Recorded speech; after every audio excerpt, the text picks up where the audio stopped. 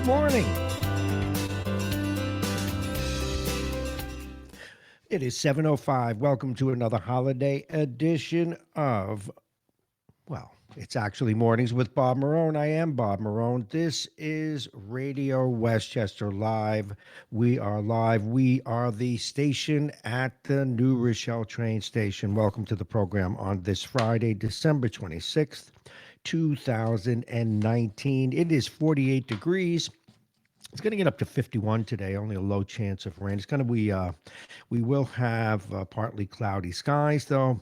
Chilly, getting down to 36 tonight. But today, mostly cloudy with a few stray sprinkles possible. Mostly dry, though. Highs around 50. As we said again tonight, getting chillier, getting down to 36. Tomorrow, Saturday, mostly sunny, still mild with highs around 48. The wind out of the west-northwest, 5 to 10 miles an hour.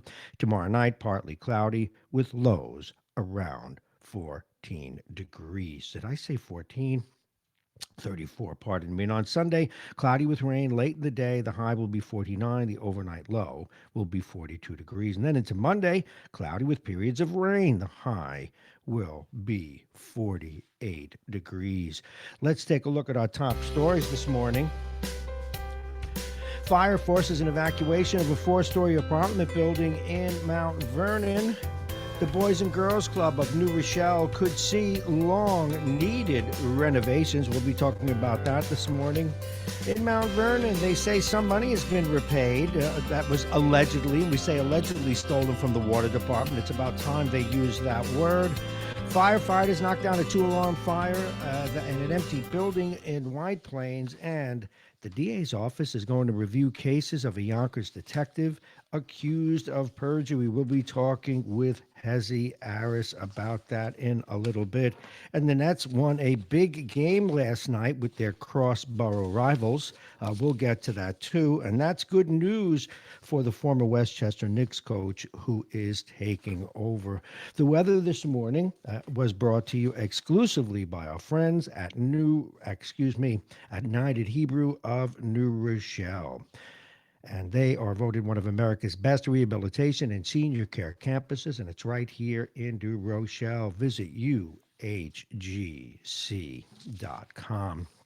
Let's get to those stories now. A fire caused the evacuation of a 4-story apartment building in Mount Vernon yesterday. Officials say the fire broke out at the building on East 3rd Street just after 2 p.m. Crews were able to contain the flames to just one apartment, thank goodness. Other residents have been allowed to return to their homes. No one was injured. The cause of the fire has not yet been released. This out of NOHUD this morning. New Rochelle Councilman Jared Rice knows how important Remington Boys and Girls Club was in the community. He also knows a transformation for the aging facility is sorely needed. When he was growing up in the late 80s, the club helped shape his life, he says. He played basketball there, made lifelong friendships, and met role models he looked up to. But now it's going to be repaired. The clubhouse will be transformed into the state-of-the-art facility, doubling its current size under a major development proposed by the group to improve the Lincoln Avenue section of the city. The clubhouse has always been a community space. Now, it's going to be closed down for a while, unfortunately, when they fix it. And there are still considerations being made to what the children will do in the interim. What are the concerns of some of our listeners who have called the radio station? Mount Vernon has been handed a $136,000 check that is a repayment of money the acting mayor says. He says it was stolen from the city, and that really is up to great debate. It is the first repayment of taxpayer dollars acting mayor Andre Wallace says was stolen. He says it was stolen from the city's water department and mostly used to pay ex-mayor Richard Thomas's legal fees. Wallace showed off a large version of the check that was hand-delivered to his office, by the Office of Bones Schiller Flexner LLP. The move comes just 4 days after the city announced a lawsuit against 10 defendants, including the law firm. Richard Thomas, the former mayor, is accused of using the water department as a slush fund while in office. The city's former top lawyer, Lawrence Bakari, was found guilty just last week of stealing $365,000 from the city's water department to pay for Thomas's legal bills and a public relations firm fee. This out of News 12.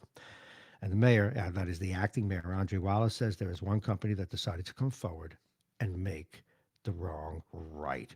Thomas responded to the check Thursday, declaring his innocence and called the legal action a personal attack. A two-alarm fire nipped through an empty White Plains home last night. Flames shot through the first and second floor windows of a single-family home on East Dale Road. When firefighters first responded around 7 p.m., White Plains firefighters quickly ran into the house and battled the blaze. The flames reached the attic and shot through the roof, forcing the fire department to get out of the building, and go on an external attack around 7:30. The fire has been put out. No one was injured. In a case we spoke of yesterday, that case is going to the next step, and that is the case of a police detective who's accused of perjury, actually pled guilty to it. Westchester County prosecutors are reviewing all cases involving that detective, who is expected to plead guilty, as we said, in a perjury case. Westchester County District Attorney Anthony Scarpino said in a statement that his office is looking into all past and pending cases involving Detective Sean Fogarty, who is retiring from the Yonkers Police Department amid accusations that his lies led to the wrongful arrest of a Bronx man. If we determine, said the DA, that any conviction was a result of any illegal action by Detective Fogarty, we will immediately move to vacate the conviction. So that is the result of that. We'll be talking with Hezi Harris at 9 o'clock today about that story as we pass through now 7:12. About 30 people, some sickened by the norovirus at a senior complex in Rye. That's 30 people. This happened recently. The highly contagious virus spread at the Osborne, a nonprofit community for seniors that includes independent and assisted living. It also has rehabilitation services. It sits on more than 55 acres on Field Road. Richard Scagliano, a spokesman for the Osborne, said yesterday that the outbreak started about a week ago. And again, some 30 people, mostly residents, but also some of the staff, have been ill since then, though no new cases have been reported. The outbreak started there at the living area before spreading to the independent living area. Again, it started at the assisted living area. Catherine Chaffee, a county spokeswoman, said today that the health department was helping the Osborne get it under control. People can contract the norovirus through direct contact with an infected person, consuming contaminated food or water, or touching contaminated surfaces. And people will certainly be looking at its inspection records at the Osborne. It is coming up on 7:13. Doctors are reminding the public that what could start out as a common cold can quickly progress to something more serious like pneumonia. This in News 12 today. This story, a bit of a shock. Dr. Samir Kanijo, a pulmonary critical care physician at North Shore University Hospital, says people should be aware of potentially changing symptoms, including coughing, fever, chills, and difficulty breathing. He says a person's overall health, age, and underlying medical conditions can impact fighting off pneumonia. Doctors say not every case of pneumonia will require antibiotics, which always comes as a surprise when someone says that. The reminder comes after the sudden death of ESPN college football reporter Edward Achkoff, 34, who tweeted earlier this month to ask if anyone was familiar with multifocal pneumonia, saying he was being treated with antibiotics. It's unclear if Achkoff had any underlying medical conditions. Now, this is sort of a national story, but it's been making news on all the outlets, and it's regarding the weather, and it's out on the West Coast. It has brought a deluge of rain and snow. That's right, snow to Southern California, and those wintry conditions are expected to crawl across the Central Plains and the upper Midwest over this weekend, coming up on the New Year. Snow has shut down the vital Interstate 5 and Tejon Pass through the mountains north of Los Angeles and dozens of miles of Interstate 15 from Baker, California to Primm, Nevada. And authorities say a woman passenger was killed Thursday when a car skated off a snowy road in, now get this, San Diego. Forecasters say snowfall totals could reach 18 inches across the Dakotas and northern Minnesota through Monday, and the storm could cause headaches for holiday travelers in the greater western area as it moves then across the country. A quick sports story before we go to break. This is pretty good. Kyrie Irving and Kevin Durant were in street clothes Thursday night at Barclays Center, which means any definitive matchup between the Knicks and the Nets isn't going to happen, at least until the next season, when both players are actually in uniform. But nonetheless, the Knicks hope to get Irving back. But guess what? Yesterday, the Knicks defeated the Brooklyn Nets handily by a score of 94-82, playing a good defensive game. And the Nets actually were that bad. And, well, but the good news is that their new coach, Mike Miller, the coach of the Westchester Knicks for the past 5 seasons, getting a break because of all the firings at the senior team, at the NBA team, is doing pretty well. And this is pretty good for his resume. It'd be nice to see this hardworking coach who worked his way up from college and minor league basketball for 30 years get a break. And quite frankly, a lot of us are rooting for him.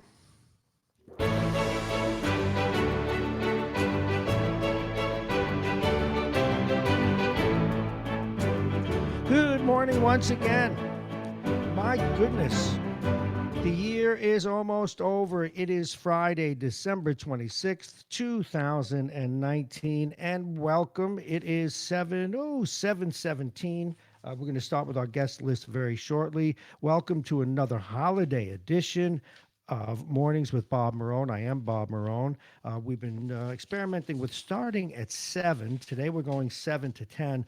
But again, the shortened week, the holidays, we're trying a few different things. Right now, my guess is we're not going to be starting at 7 o'clock. At least that's not the plan as we get into the new year. But we wanted to try it out and see how that works, see what it does to our listenership. We actually have web methods, as you share this great experiment with us, we actually have methods of testing on all the different outlets. That is the MyTuner Radio app, the RadioWestchester.com app, Facebook, YouTube, Instagram, and so forth, trying to see how many people watch as opposed to listen, as opposed to just listen, and so forth. So as we have this shortened holiday week, many people on vacation, we're giving these items a few. Boy, that was good. By the way, now I didn't get that phone call, but another thing that we've been testing is a visual. And I saw that, so you won't have to ring anymore. I just got to it late. But we have a little visual where I can see if someone's calling. So let me go get Mr. Annoyance right now. He's probably going to say, hey, nobody picked up. Nobody picked up. Yeah, we'll try this out. He'll call back. He's annoying anyway, so we'll do that. Let me just get this. I'm enjoying this. Alrighty, it is 48 degrees. Going to get up to 51 today. Again, thank you for listening to Radio Westchester. We are your radio station at the train station. And we, let me see if I got this right. We are broadcasting on RadioWestchester.com, MyTuner Radio, the Facebook, YouTube, Instagram, although you won't see a visual today. We will be back to all visualities by Monday. So that is a pretty good thing. Let me see what happened here. Why did he not call back? All righty. Where he be? Where he may well be there. Are you there? Hello, Bob. Oh, there you are I there. am Bob. Did you call me or did I call you? I think both. I called, and then my phone rang, and then there was no one there. Oh, your phone rang? Yeah, because I hung up because you didn't pick up. The heck is this? Smarten up. Good morning. Vince Russo with us. Vince Russo's with us at 7:20, and it is 7:20. He's always on time. Following Vince, we'll talk with Janelle Albritton from the Westchester County Post.com. She's changed the name of that publication enough times where I got to put it on my hand, the back of my hand. Steve Callis with sports. Jake's picks at 8 o'clock.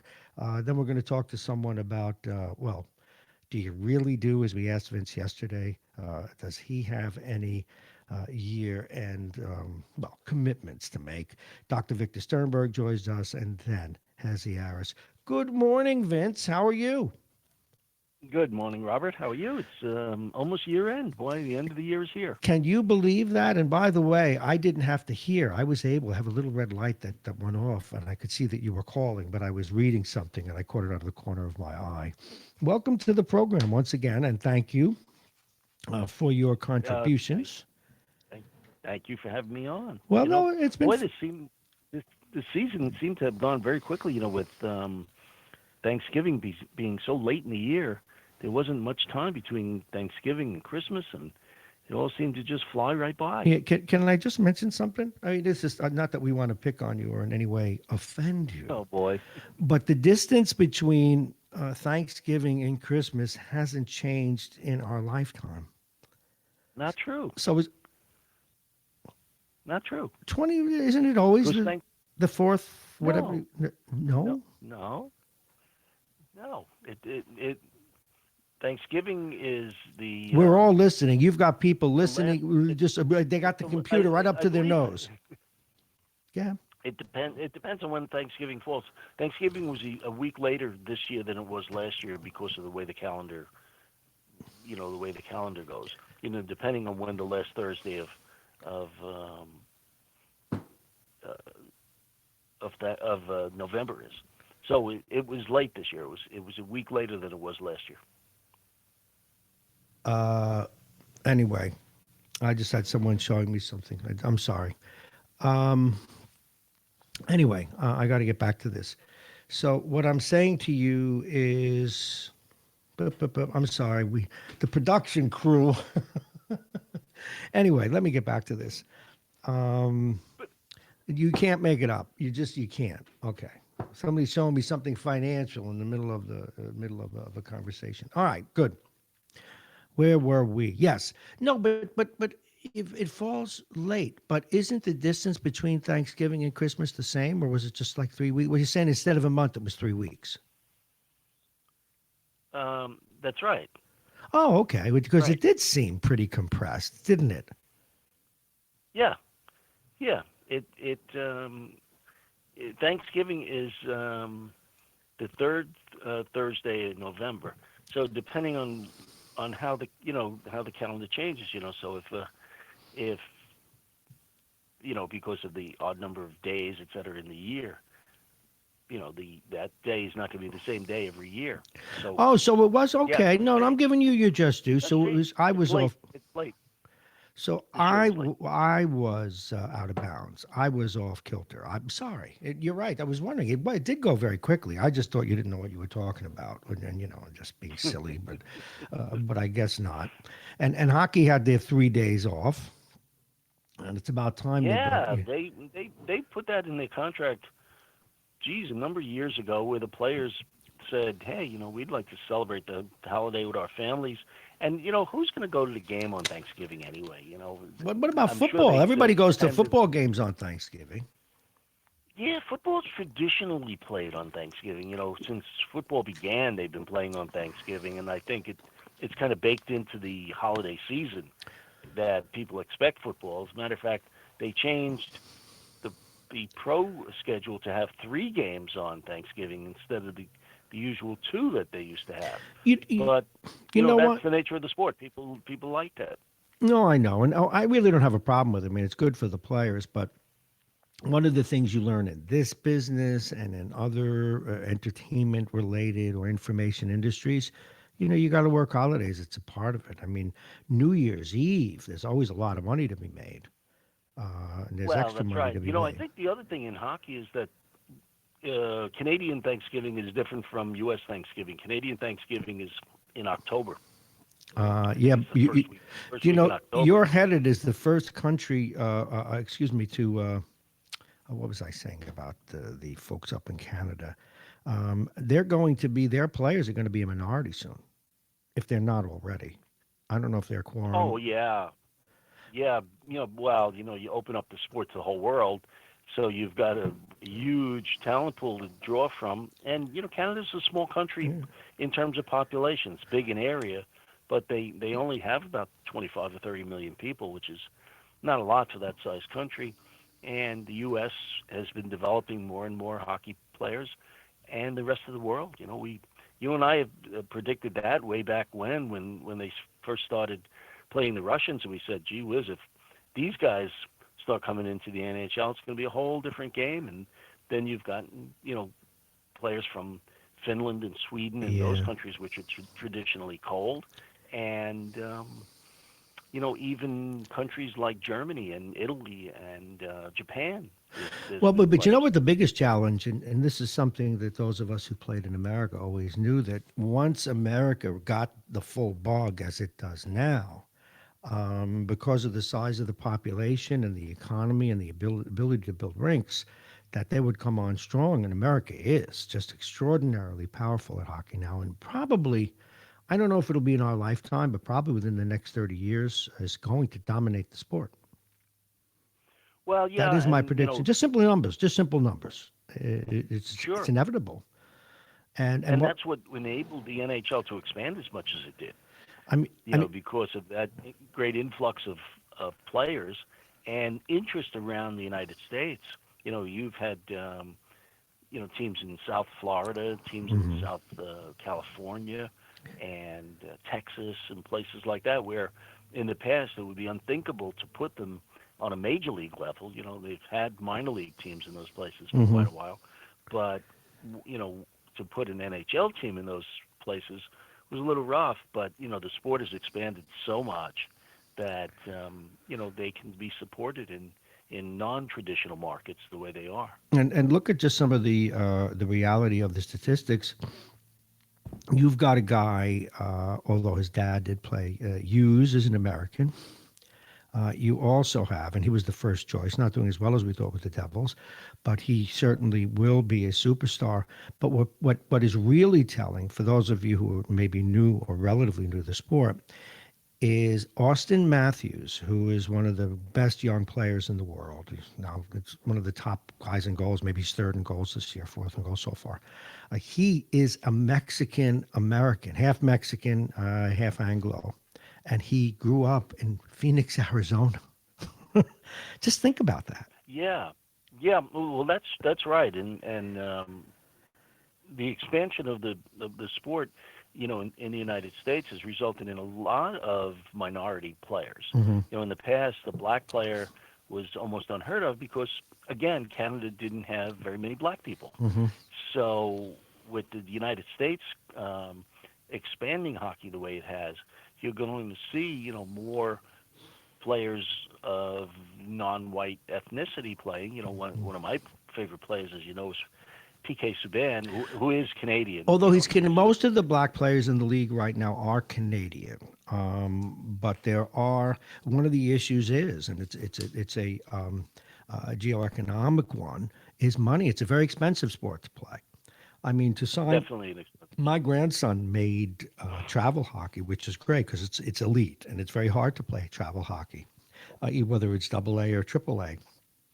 But it costs $5,000 a season, and that's without the equipment. Yeah, And all right, yeah, that in high school you don't have to pay when you make that team. In college, if you're lucky, you get a bit of a scholarship. But even the cheapest sticks are $100. The skates are hundreds of dollars. The pads, it's a very expensive sport. And so hockey, and they're starting to do that. They're starting to invest in lower income areas. That's why the other sports, basketball and baseball, do very, very well. Do very, very well because they don't require a lot of money. But Yeah, it's a big exactly. problem. But so I'm looking to see that because we have such a great economic, or excuse me, athletic pool in this country that what we can look forward to is a lot more minorities playing eventually. Well, the other thing that you have there, not only is it expensive, but when you're having kids playing it at younger ages, it's not that you buy the equipment once at a big expense. It's that you have to continually buy it because they're continually growing. Hmm. They'll need a new pair of skates every year because they won't fit into the old ones, and so it kind of compounds the Oh, expense trust of the me. sport. Yeah, I know. And then, you get, it's like any other marketer, you get in there and even Ian, I want those skates. And you see the $1,100 price tag. And after they wake you up and you get back Yeah, up on your feet, well, I'll take the ones for 550. And then they get the smelling salts out again. And you still go for, $250 for a decent pair of skates. But such is the sport. Now, the only issue I have watching Ian's development, and again, we grew up in a different time where you played and you played a lot of pickup. You played in some good leagues, but it wasn't as hyper organized. And the problem with the hyper organization is it makes these kids, I mean, their whole life is hockey in a way that I do think becomes almost unhealthy. And so I mean, it's in every sport now, baseball too, football, basketball. It is a process, and thank God that you still see people in New York City playing basketball, at least that's not formal. It's the yeah. last You know, sport. I Thank God for basketball. I Go ahead. I see that here in our little town. Where we have a great rec program. I know the rec director very well. She runs a fantastic program. Gets all these kids organized into all of these different sports. But that's the situation. It's all organized. I drive around our town, and we have all these beautiful athletic fields, and you don't see anybody on them. Breaks my heart. It breaks my heart. Remember how we used to have to take Unless 3 buses to get to Bartell Pigeon Square and then find a ball field and then challenge the guys from Windsor Place. Remember all the right, Latinos from where were great. We used to play them all the time, and we would always wind up playing them. We were the two best teams. We had a challenge for the field. yeah, yeah, and so here, unless the sport is organized and uniforms and coaches and umpires or referees or whatever it may be for that sport, it doesn't happen. Because you would think that on a Saturday morning, a bunch of kids would meet at the local field and choose up sides and play baseball or Yep. whatever the seasonal sport is, and it doesn't happen. No, It no, it it it it's doesn't. And, not. and even like with Ian, what we'll do sometimes, as people here know, I still play. And there are these rinks where we'll go where we know we can just get in a pickup or throw the sticks in the middle of the rink. And fortunately, he hasn't lost that joy because, most players aren't going to make the NHL or Division 1 or 3 hockey. And even if you are, though, if you're going to play Division 3 and even Division 1, you're probably not going to be, maybe could be a minor pro. It's not going to be your life. And so one of the things you have to make that decision early because you don't want a person to dedicate their whole lives to something where it's not really possible. And so that they can enjoy the sport. It's a conundrum because a lot of families they send their kids to 77 hockey camps, they send them up to Canada to Timbuktu, and the same thing with baseball now. And they either, maybe they get as far as Division 1 or Division 3, but there's no pro career. So you really have to encourage No. them to have a well-rounded life in addition to that and have fun. It's a job for these kids. By the time they're double A, they call it midget. From double A to triple A midget on into junior. It's a job, and I hope it just doesn't Well, take the and it fun away. also I think it really depends on whether the kid actually wants to play the sport with that much intensity. A lot of times I see it here is the parents are living vicariously through the kids, and the kid wants to play it but doesn't really have this passion for it, and the parents just keep pushing and pushing and pushing, and get really really Oh yeah. PO'd when the kid says, "I don't want to play this anymore." Oh yeah, well you just And got to go with it. And although you know what you don't want, no two, and that's a really good English, Robert. It is 7:35. We're going to be talking with Janelle Albritton shortly. It is there comes a point where it levels off, and they may get better, but they're not going to get better in an elite way, or the part of the game that they enjoy. And so you have to have a heart to heart. Like even with my Ian, very good hands, very good skater, strong, but he's maybe a half step off the super elite skating level. And when I say yeah, super elite, I'm talking about he's going to make college, by the way, where he might have had a pro career. But he's never liked the skating part of the game. In other words, he's got such good hands. You throw him on a rink alone, he wants to shoot the puck, and so you got hmm to take the stick from him.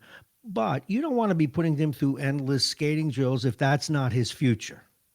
He's good enough yeah. for. I mean, Well, a you great see, skate. my So yeah. you know, it would be a Pyrrhic victory.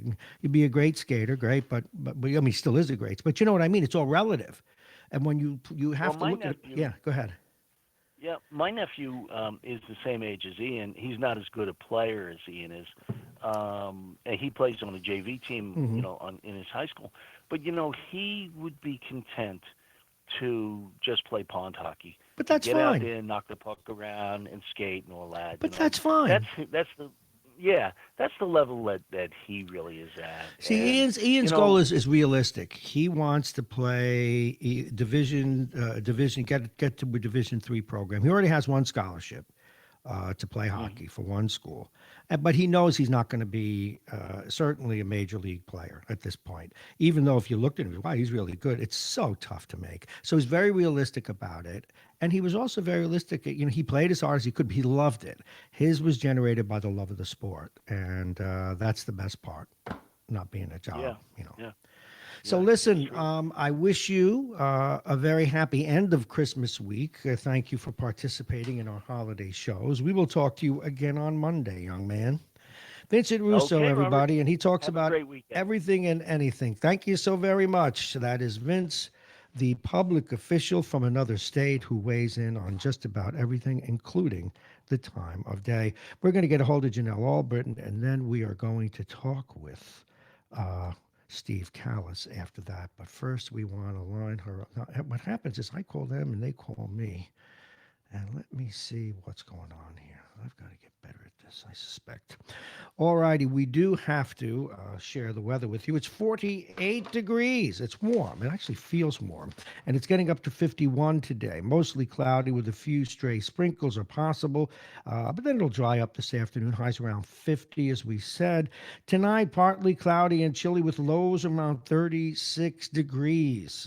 Saturday, mostly sunny and still mild with highs around 48. The wind out of the northwest 5 to 10 miles an hour. And Sunday, cloudy with rain late in the day. The high will be 49 degrees. And the weather has been brought to you exclusively by United Hebrew of New Rochelle, voted one of America's best rehabilitation and senior care campuses. And it's right here in New Rochelle. Visit uhgc.com.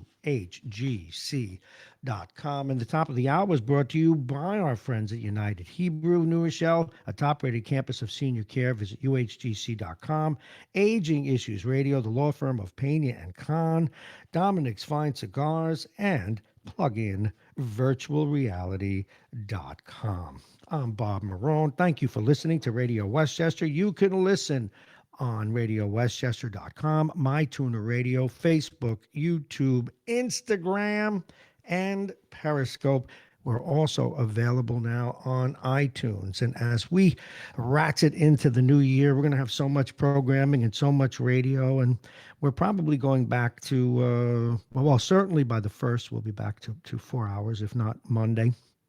And adding a few other things.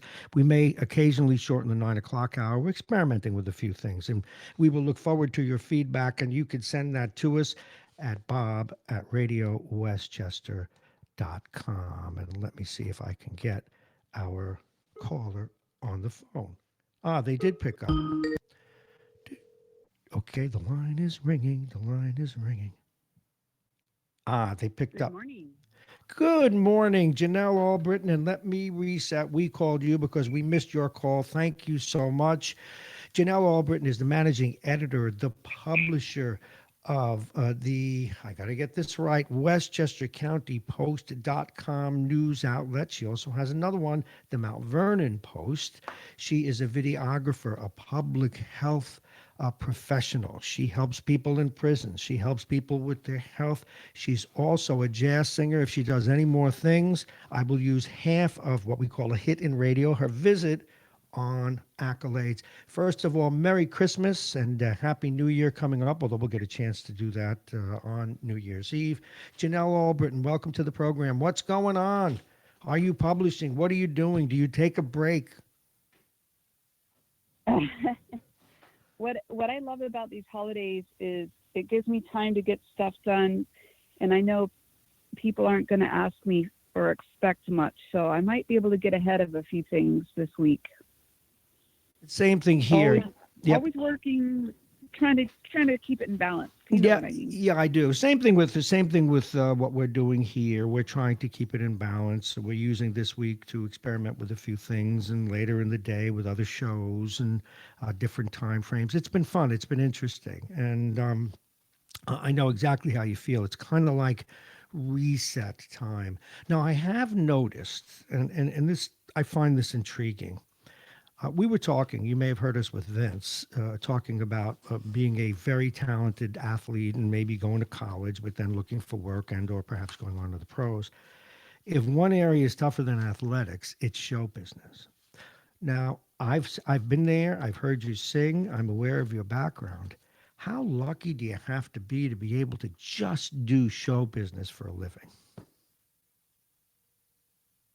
You know, I don't really know. I've never considered that for myself, and so I just imagine that there would be quite a bit of luck involved, especially in a city like New York City, because there are millions and millions of people all over the world who are either coming here or have been here or on the way here, looking for the big break. And also there are many people. It's a wonderful city. So, well, yes, yeah. but aren't there also scores of people, if not hundreds, in the middle that do eke out a living, working local clubs, working regional theater and or performing in clubs as you do, and some people just do that, and they have to travel the country ad infinitum. How much of the body politic of musicians and singers, how much is that their lifestyle? You know, that's a good question. I don't know. I don't know. I do know that the bigger musicians and singers, when they travel the country, they have a support of, agents and managers who arrange to have a band that lives locally. Yes. They don't travel with the band. Right. So they send the music ahead of time, and the band learns the music, and then they have maybe a rehearsal, if they're lucky, before the show, and then they just hit it on stage and go for it. And grind it out. And yet there are some musicians who are extremely successful. One who I've seen maybe once or twice over 30 years. Not that I've seen him regularly, but I'm a fan of the pianist George Winston. And if you ever looked at his schedule, this guy does 100, he's well off, but still he loves his music. He does like 150 dates a year. That's like every third day. And that's a lot. Which means that his people have to get a top piano, not just some upright or, they've got to get a top piano there. It's got to be tuned properly. He has to get in the city. Yep. He has to, of course, rehearse. But the reason I ask that is now you have talent, clearly. Did you ever consider that, or was it always something you wanted to do as a second thing, or as almost an avocation? Well, to be honest, I never thought I would ever be a soloist, much less a jazz singer. I grew up in church choir, and I thought maybe if I was lucky, I could be a soloist, for the Hallelujah chorus and one of those, wonderful soprano solos, or Sure. The quartet that they have with the 4 soloists. That was about the extent of any aspiration that I had in terms of serious music, because my background is classical. So just the fact that I'm I'm able to get up and work with some amazing musicians in New York City and sing some of these beloved jazz standards, it blows my mind. It still blows my mind, 20 years later, after meeting Henry Franklin, who is the guy who nudged me in this direction. I still sometimes have to pinch myself because it's just amazing. Oh, I do know that feeling clearly. We are talking with Janelle Albritton, and you know her regular hits on this program because she's a publisher and a videographer, but often we talk about public health. And the reason that, it's the holiday week, and I'm so tired of, not that we don't talk about the impeachment and everything else, but, a little sports today, a little music, and if people would ever go see you sing, I mean, this woman's got the chops. And I'm only saying this as a professional entertainer.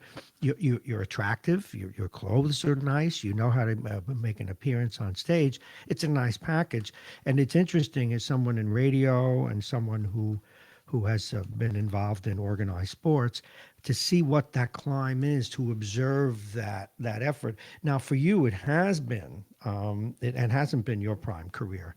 Did you ever just have the thought, maybe I could do this professionally? I mean, you're doing it professionally, but as a second act, did you ever really get the bug and say, maybe I should go for it? Or are you more realistic than that? When I lived in Thailand, I did go for it. I got my first agent and I got my first contract, and I was doing it full time at a 5-star hotel on Koh Samui. And that was really the launch of my intention to do this, and I believe that if I went back to Thailand, it would be, since I learned a lot the first time around, I think it would be easier for me to navigate and get something full time abroad. What was it like? No, I haven't really considered. What was it like in Thailand, and how long were you there? I was there for 2 years.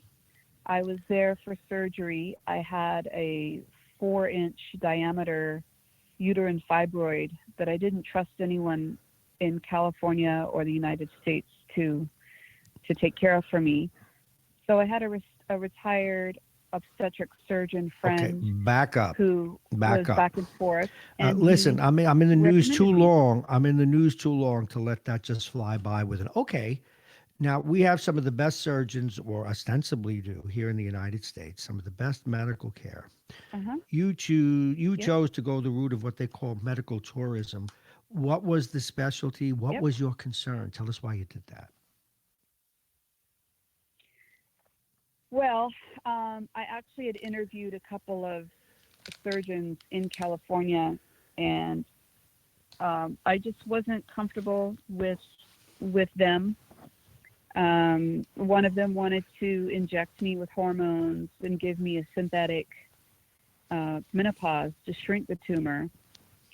And he was the director of reproductive endocrinology, and that was the best that he could offer me besides cutting me from, top to bottom to take out such a large tumor.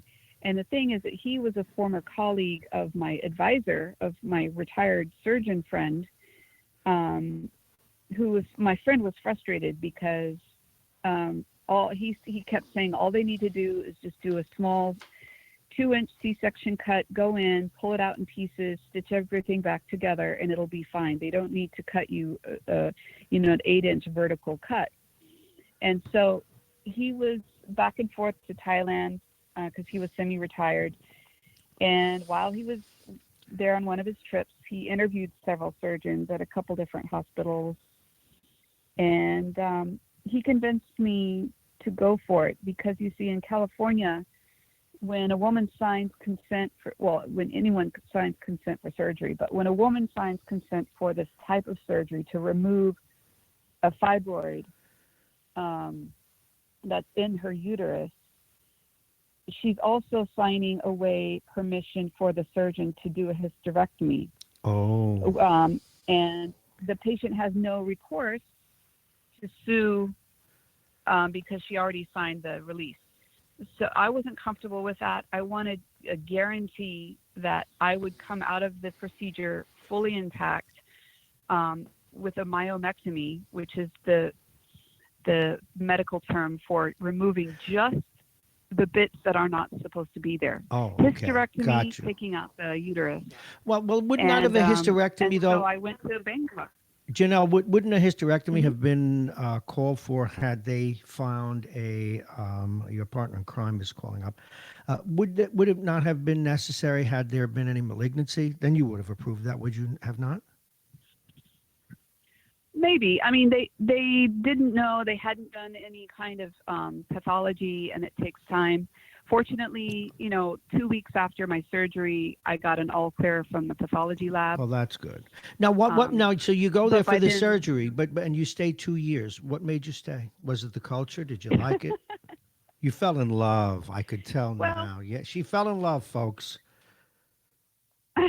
That is called the pregnant pause. Yeah, well, so to speak. Speak up, Janelle. I was able to. I was in a time in my life when I didn't need to get back to the States. I had a partner. I had a soulmate that had died in my arms. Oh yes, I'm so sorry. I knew that. Yes, I know. He died in April of 2007, and I had been his main caretaker, and he was in and out of hospitals. And my doctor friend was pushing me to get this surgery done, and that's why I was looking at having it done locally. But even so, I didn't want to be out of commission even for a day when my partner was kind of touch and go. So I pushed off my surgery, and then finally after the funeral, my friend came to me and said, it's time for you to take care of you now. And so I sublet my apartment, and actually I did that after I got to Thailand and decided to stay. But and had a singing got career. There, and I taught English in the Thai public schools. I got kind of a gig doing that. I really dug in. I was learning about the culture. That's kind of what I like to do. I lived in Bangkok. It was an amazing time to be there. To be there with the King Bhumipong, Rama IX was alive and doing pretty well at that time, and I really stayed because of the friends I made, the foreign friends that I made. Nice. I didn't really make many local friends. Yes, but it is nice though. It was a really. I'm sorry to interrupt, but it is nice that you had a singing career and you had a chance to do that. In this life, every experience that you can have, it's enriching. Before we let you go, anything that we can look forward to being published soon that you want us to look out for? Perhaps one of your singing dates before we talk with your sports geek? Absolutely. Thanks for asking. January 24, I'm going to be up in Danbury, Connecticut at the Marrone Hotel and Suites. The Marrone Hotel and Suites? What's the name of that? Yes. What's the name of it? Marron. Oh, Marron. I thought it was the Marrone Suites. Marrone is sweet, but I didn't know I had a hotel. It's not Marrone. It's just Marrone. All right. And what January time? 24, and from 6 to 9. And then January 14, I'll be at the Napoli Stone Mill. And if folks would like to like the page Westchester County Post on Facebook, or they can email me westchestercountypost@gmail.com. And also, if I may, just put in a brief little thing before I go. The libraryofteachings.com is a wonderful resource of information that was set up by Yogi Bhajan, who came to the United States in the 60s and taught us the beauty of Kundalini yoga. Who? Yoga. Okay, yeah, yoga's big now. Folks, okay, got it. Yeah, it's a special kind of yoga, and stress this time of year can be very problematic for folks. Suicide rates go up. No kidding. And of course, I care about suicides of first responders and veterans, and children getting bullied. It's crazy how children are trending as well. Absolutely. All right, listen, we've got to go because we got your sports geek coming up. So say one more thing about yoga. Very good. Say one more thing about yoga. Cap that. Stress management. I need stress management. Cap would be libraryofteachings.com. Take out the trash, and also Ho'oponopono. Check out the Wellness December link on westchestercountypost.com. I'm putting up some resources there for folks to have different tools to manage stress during this holiday season, because stress is the number one cause of all disease. And I want to help folks learn new tools to manage their stress so that they can be as happy and healthy as possible in the new year. Okay. Well, thank you very much, Janelle Albritton. We'll talk to you again next week. Break a leg when you sing. And now we're going to reach out, and we're going to put him on hold, though, but we're going to reach out to, well, someone whom she gives a certain amount of stress through, because he is employed by her newspaper, and his name is Steve Callis. And you've heard him on ESPN Radio. You no doubt follow his blog. If you don't, you should. And we're going to talk with Stephen in a moment. But first, we do have a little bit of business to tend to.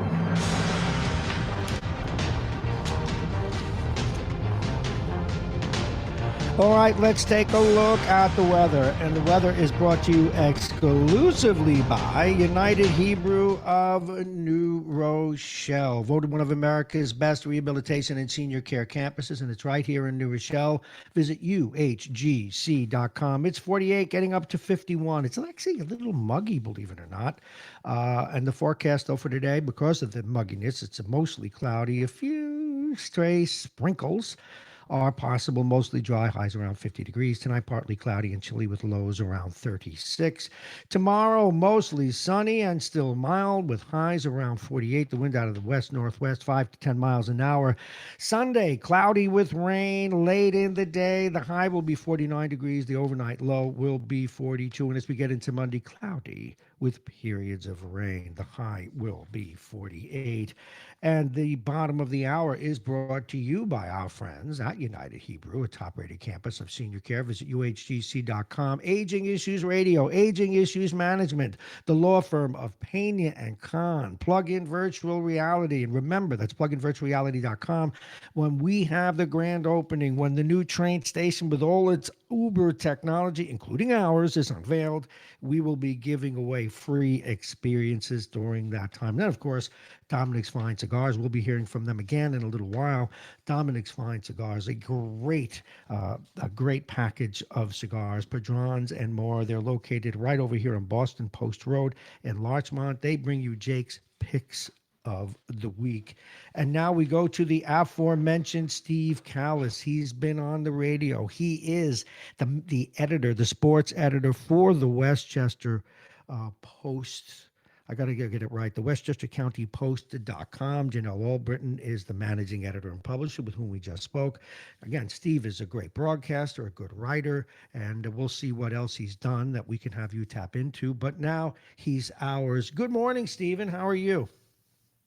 Great to be with you as always, Bob. Oh, it's great to have you. We kind of started a dialogue earlier, and I couldn't wait to get you on because you've been covering sports for a living, basically your whole adult life. And it started out as hockey because my grandson now just got a hockey scholarship, but it's Division III. Awesome. And That's okay. And maybe he'll get on to one, but maybe not. I don't think he's going to be a pro, but he made college hockey. It's a nice accomplishment, but he's realistic about it. But it bred to another line of thinking. I drive by, as Vince, the earlier caller, I drive by baseball fields and they're empty. Breaks my heart. From when we were kids, you never saw that. Absolutely. But all the major sports, thank God basketball preserves, and maybe because it's an economic issue, where kids will go to the park with a ball and play. But I've noticed that the hockey world, the baseball world, and the football world, they're factories. It's a factory, and it's an expensive factory, and the whole family has to commit their lives to getting these kids to practices, to camps, to special exercises, to getting a personal trainer. How much of the joy is that taken out of sports?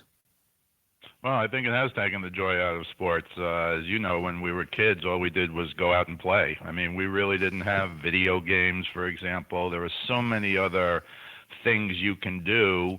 And throw in now the cost of these, everything is scheduled. All kids are scheduled. There's no let's go out and play. Whereas, when I was a kid, I grew up on Dyckman Street in Manhattan. You just walked outside. There were 30 kids there ready to play fill in the blank. We walked to the schoolyard, played stickball or whatever. Talk about empty baseball fields. I lived in Ridgefield, Connecticut for 5 years. When my son was 6 years old, I told the parents every Saturday in the summer after Little League had ended, I would be at the baseball field with my son from 9 a.m. to 12 noon every Saturday. And when you made that kind of commitment, which I did because I'm a baseball guy, as you know, as was my dad before me, that's what he did, we would get 12, 15 kids. By the end of August, when all the people go on vacation, we would actually play dads and kids, and then maybe you'd get, 8 or 10 total. But since I left Ridgefield, and that was many years ago, that was in 2002, we moved to Edgemont so my kids could go to Edgemont High School. I still get phone calls from guys who say, those fields are empty all the time, every Saturday, all summer. You need a commitment from, I think, some older parents who maybe played when they were young. But again, everything is so scheduled and frankly so expensive. You know from hockey, I know from baseball. You get on one of these baseball travel teams, they literally play 60 games in 60 days. Yeah. And you're traveling to Allentown, Pennsylvania, up to Oneonta, Cooperstown, Long Island. Buffalo, I'm just talking Boston, about the New York area. So it's really kind of the parents' fault, I think. But now the people who are becoming parents of 5 and 10-year-olds grew up in a world where they just didn't go outside and play all the time. And I'll say it again, to me, video games, whatever you think of them, it's so much easier to just go play a video game in your house. And you have to affirmatively get your kids up and out. I was lucky my kids like to play a lot of sports, And nowadays it's not just baseball, football, basketball, and hockey. It's soccer, it's lacrosse, it's a bunch of other things that barely existed, certainly when I was a kid. So I think it's a big problem. I think everything has to be scheduled for some reason. That's the way parents think nowadays. And certainly the kids have lost something in the translation because they don't quite get the fun of just going out and playing ball. That's very true. Although you mentioned lacrosse, one of the things as a city kid I noticed when you come up here to Westchester and the Hudson Valley region and in Princeton and parts of New Jersey, lacrosse is big, and of course in Canada, but it has never caught on in the city. There are no lacrosse teams in the city in Brooklyn or Queens, at least that I know. But you know why? The city is still kind of a basketball, to a lesser degree, baseball, football, hockey. But I think what you said about basketball is totally true. What do you need? What do you really need? You'll see kids shooting into buckets, literal milk cartons with literally hanging them off a post. But it's the least expensive sport to play. What do you need? There are a lot of courts around New York, obviously. I don't know if it's still the mecca of basketball, especially the way the Knicks are playing, but there's lots of places to play. All you need is a basketball. Some people don't even use basketballs, but it's easy to play. Baseball, you need a big field and a bunch of guys. It's hard to play one-on-one in baseball. We, of course, used to play stickball, which I don't see much of anymore. I love stickball. Did you you prefer pitching in or three sewer in the street football? Well, stickball. I mean, I like both, but pitching in was my favorite. We play both. I kind of like pitching in because I was a pitcher with a big curveball, no speed, but a big curveball. And when the box is on the wall, you can talk about backdoor curveballs, right? You can throw it past the guy, it's a ball, and then it hooks into and you got chalk on your ball. Hey, what are you talking about? And just like And just like real baseball, if you didn't have it, you got clobbered. And some days you just didn't. It's like any other sport. Yeah, I love that because you could think your way through. You could change speeds. You can move the ball around. But what great! It's amazing. The ball is so small, and a Spalding now, folks, which we used. You could throw that thing and make it do. You couldn't make a Pincy curve, Pincy Pinky, the way you could make a Spalding curve. And no, I was a big fan of that. And I would throw it, guys. I mean, you can't get hurt. Until I bounced the ball off my brother's head onto a factory roof, and he threw a milk bottle at me. It's funny. I'll just give you a quick one. About a year and a half ago, I had wrist surgery. And part of the coming back was they said, get a small ball and squeeze it. Yeah. And believe it or not, I still have a couple of Spaldings. You could find them, not as hard as they were when we were kids, but you could actually find them. And so I took one out and I showed it and I said, I got a Spalding. And the guy looked at me, 30-year-old guy, a nice guy, smart guy, 30-year-old guy. He goes, Spalding, that's a Spalding. I said, no. How dare he call it a Spalding? How dare he call it a Spalding? Right. The the guy didn't believe me. I found an article in the New York Times from like Good 1983 grief. that discussed the history of the Spalding, so I printed it out and gave it to him. Well, one of my, I have several pictures that I've saved. One of the things, I may as well talk. One of the things about this whole radio experiment, we do show a little bit about what goes on behind the scenes, and I will not ask for a picture with a guest. Never have. I just find it. Are you doing radio because you want to promote yourself, or are you doing radio because you are into the information? And I just think it's cheesy, so I don't do it. But over the years, people have taken pictures or asked for a photo with me. That's different. And a photographer got a great picture of me, one of my favorites. It'll go in my book about my radio life one day, of me showing Mariano Rivera Spalding. You have to see the look on his face when I show it to him. It's on my Facebook page, but I have to forward that to you. And he actually pulls his head back, like, "What is this?" And I brought a Spalding to show you, Mariano, because he'd heard about it, and right. But yeah, it's changed, and I worry about it. And one of the things that I enjoy about my grandson is we know where there are rinks, ice or roller, where you can go play pickup. And we'll say, let's just go grab our skates and go. And the joy we have, and again, I get to play with my grandson in these things. And that's awesome. And him too. We've played in 3 charity games together. I could take that to my grave. But I hope he doesn't lose that. And we didn't push him hard. He didn't ask me to teach him. He used to come to my games, my beer league games, and where I also coached or ran teams. And he would come to the games. And then one day, finally, he was 8, I guess. He said, "Could you teach me how to skate?" But I never pushed him into it. I don't, because otherwise the kid has an agenda that's not his own, Oh, well, you're right, but you're in the minority, unfortunately, a lot of these parents. I do a lot of work with Rick Wolf, who has that Sports Edge show on FAN Sunday mornings. He's been doing it for 20 years. He's up in Armonk, by the way. He's a Westchester guy now. And he also went to Edgemont High School. That's actually how I wound up there with my kids. But we do a lot of stuff on that kind of stuff. You're the exception. I know, having listened to Rick when my kids were little, they're in their mid-20s now, I just exposed them to everything, including the ones I knew nothing about, like soccer, like lacrosse, like field hockey. And I think that's the best thing to do, and they're going to find something they like. But if you make them play baseball because you were a baseball player, or hockey because you were a hockey player, that's not the right way to go about it. Well, the 3 hotbeds of hockey when I was growing up were the west side of Manhattan that produced the Mullins. Queens. There were others in the suburbs. Queens, and where there's a wonderful rink dedicated to a player who died early, Craig Allen. And Brooklyn, where the mecca, the if you will, the Madison Square Garden of roller hockey and hockey in general was. And a lot of those players are still playing today into their 60s. And when I write about them every once in a while, I realize that those are the real lifer hockey players, even more than pros. They've been playing 50 years just for the love of it, and they're good.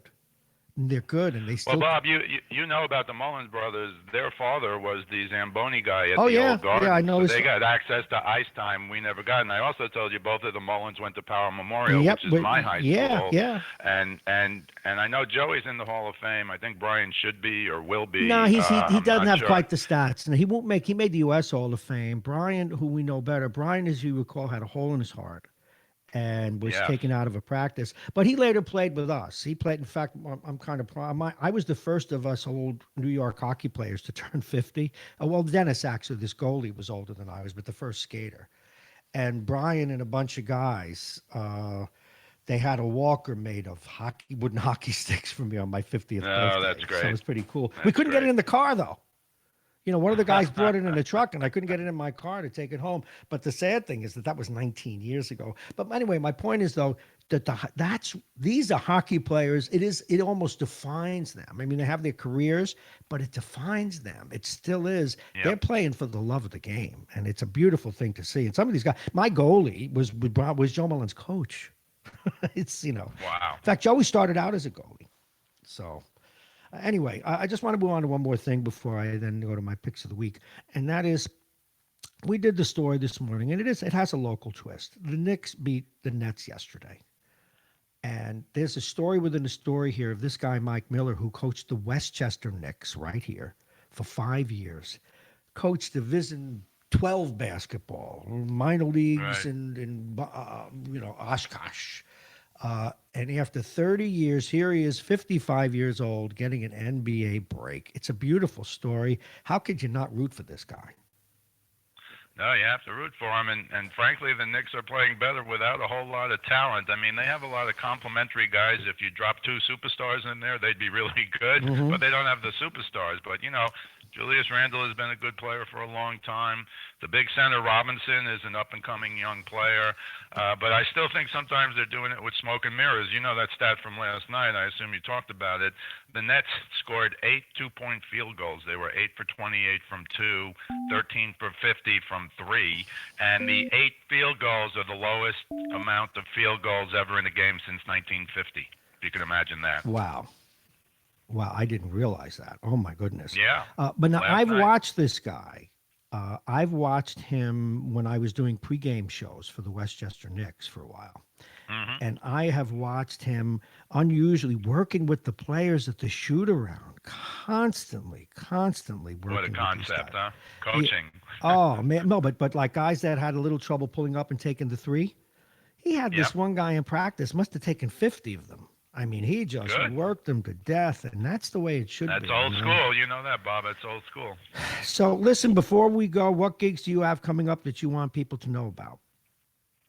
I'm putting the finishing touches on this article I wrote about Roberto Clemente that I might have mentioned to you. Yes, you did. It's probably going to be up this weekend after the Final Four games. And I'm going to text you when it's up because it's one of the best research things I've ever done. And people forget how great Clemente was as a ball player. I know he's a great humanitarian and should be celebrated forever. But when you read this, you'll have an understanding of why he only hit 240 home runs in his career. And I think most people have no idea why that happened. And I'll publicly thank Duke Snyder, who's the one who, in an interview, kind of sent me on my way to this incredible researching thing. So that'll be up probably over the weekend at westchestercountypost.com. Just click on Sports Spotlight. And one word about my boss, because I know you know her a lot longer than I have, but she's so modest. You're trying to pull stuff out of her. I know. It's like pulling teeth. She's so modest. But I'm glad you got to the Napoli's Old Stone Mill to hear her, because I think you're right. She has almost too much talent. She's got her hands in so many different things. I know. But I think you're right. I think she could easily be a full-time if she wanted. Oh, she could, no question, make a living. And again, people may think we're being misogynistic, but we're talking show business here.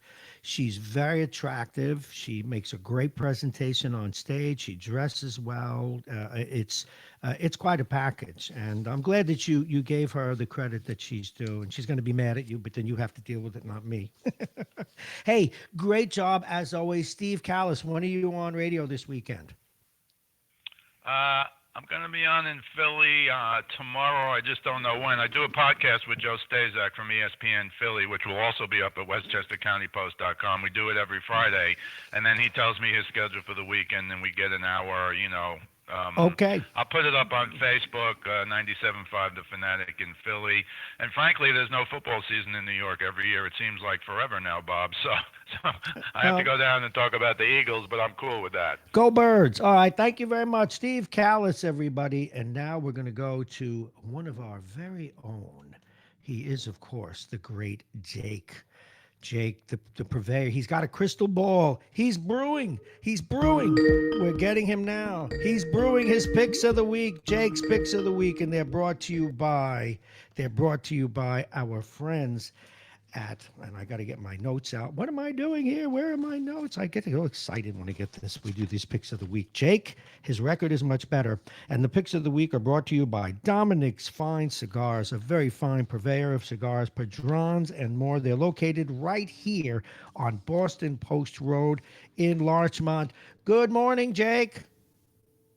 Oh, Jake. Good morning, Bob. Your public awaits. They await your winning record. You're on a roll. People are excited. They're excited. They're ready. 18-1 coming into the final week of the year. The final week of the year is very tough to pick because it's hard to find the teams that are actually going to play to win. Not for you. So I picked out 4 games where the teams need to win. For instance, Green Bay gets a first-round bye with a win. Wait. We need to... I'm just giving you an example. Yes, here it is, folks. The excitement is building. Jake Schaefer's Picks of the Week, brought to you by our friends. Yes, Dominic's Fine Cigars. You want to go over there? They got good stuff right here in Larchmont, New York. Are you ready for Jake's? Get your pens out. This is money, folks. This is cash monies. Go ahead. All right, like I was saying, it's the last week of the season, so it's hard to find games where teams are actually going to play to win, where teams actually have something to play for. For instance, Baltimore is locked everything up. Everyone will be sitting. They've got a 2-week vacation coming up, so obviously I want nothing to do with any Ravens game. So I looked around and looked for some teams that actually are going to play hard. For instance, Green Bay, with a win, they get a first-round bye. Okay. So with that in mind, let's get to our picks. The Patriots, with a win, they get a first-round bye. New England is 15.5-point favorites at home against the Dolphins. I'm going to take New England, giving up 15.5 points at home against the Dolphins because, like I said, we are giving they win, up. they get a first-round bye. But I have to give up 15.5 points. I'm going to go with the Dolphins. So give me New England. Okay, New England versus the Dolphins with 15.5. Next game. Pittsburgh needs to win to get into the playoffs, but Tennessee is also in the same boat. If Tennessee wins, they are in. Pittsburgh wins and Tennessee loses, Pittsburgh is in. So with that being said, I'm going to pick both the Tennessee game and the Pittsburgh game. I'm going to pick both Tennessee. They are 3.5-point favorites in Houston. I'm going to pick Tennessee to beat Houston and to beat them by over. Wait, hold on. Go points. back to the Pittsburgh game. I got confused. Who's Pittsburgh playing? All right, they are vying for the last playoff spot. And who are they playing? If Tennessee wins, they get Tennessee's playing Houston. No, I know, but Pittsburgh. Okay. So your second game doesn't involve Pittsburgh. Pittsburgh is playing Baltimore, so they're playing at the same time. So they will be scoreboard watching. Okay. Tennessee wins. Tennessee is in the playoffs no matter what happens. Okay, so you're going with Pittsburgh Tennessee. Who's Tennessee playing? I'm picking Tennessee. They are favored by 3.5 points in Houston. They're playing the Texans. Okay, but Pittsburgh is playing Baltimore at the same time. So I'm going to pick Pittsburgh. They are 2-point favorites in Baltimore. They're playing at the same time. They both need to win the games. So they're both playing for their lives this weekend. So I'm picking both of the teams. I'm picking Tennessee and Pittsburgh. Oh, my. Tennessee's favored by 3.5. It's a very complicated week, Bob. No, but the thing is, you're taking all the favorites. No, Tennessee, you're taking the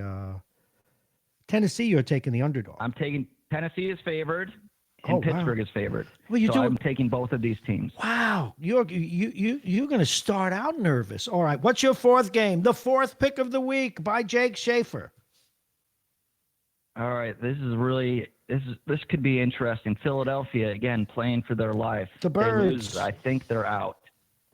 They are in New York. They're favored by 4.5 points. I will take Philadelphia. I cannot see them choking. It would be a monumental choke to lose to the Giants, lose their playoff bid, end the season. So give me Philadelphia, favored by 4.5 points. I took all favorites this week. I hate to do that, but it is a crazy week. A lot on the line. So give me Philadelphia, favored by 4.5. In New York, give me Tennessee, favored by 3.5 in Houston. Give me Pittsburgh, favored by 2 in Baltimore. And give me the Patriots, favored by 15.5 at home against Miami Dolphins. Do you know not only Mr. 22-18-1, Jake Schaefer, Jake's Picks of the Week, not only is he our mystic, our sage when it comes to this, he also has courage. You have taken 4 favorites. You've given away the store, but you're putting, when this is interesting. I hate to do that. I like the No, you like your dogs. Underdogs. Ruff, ruff, ruff. You love your dogs. Ruff, ruff. But what I'm seeing it's a crazy here, week. I had to do it. But see all what you're the doing, teams though. that are playing for their lives. Isn't this your Jacob deGrom, your inner Jacob deGrom saying, yes, they're the favorites, but these are bulldogs. Speaking of dogs, you want the bulldogs to eat up the underdogs. You're saying that I want these people with something on the line to prove it. Exactly. This is why these are called interesting week. I can't wait. Monday we'll have our board back, but Monday's going to be an interesting day. At 8:00 on Monday, Jake is going to either be triumphant. I mean, we're talking 26-18-1, or we will have a pity party for Jake. Either way, brought to you by... Well, the good news is I cannot be under 500 on the year. No, but aren't we going to go through Worst right I to can the be Super is Bowl? 22-1. No, because aren't we going to take you through the playoffs too? You think you're getting a day off from the playoffs? You're our sage, our mystic, our investor. All right. See, we're going to start an investment firm. Jake's Picks LLC. You'll make some money if you invest with me. Don't you like that poem? No. That's catchy. That is. Jake, by the way, Jake Schaefer, a member of our staff. He writes great bits. He's very involved in promoting the station, and I love this Jake's Picks. Great idea. We'll be doing a lot more of this in the coming year, folks. Jake, we're going to thank our friends. You know them well. You smoke their cigars. You wear their uniform. And, of course, we're talking about Dominic's Fine Cigars, a fine purveyor of the finest cigars like Padrons and more, located right here in Larchmont, New York. Thank you so much, Jake.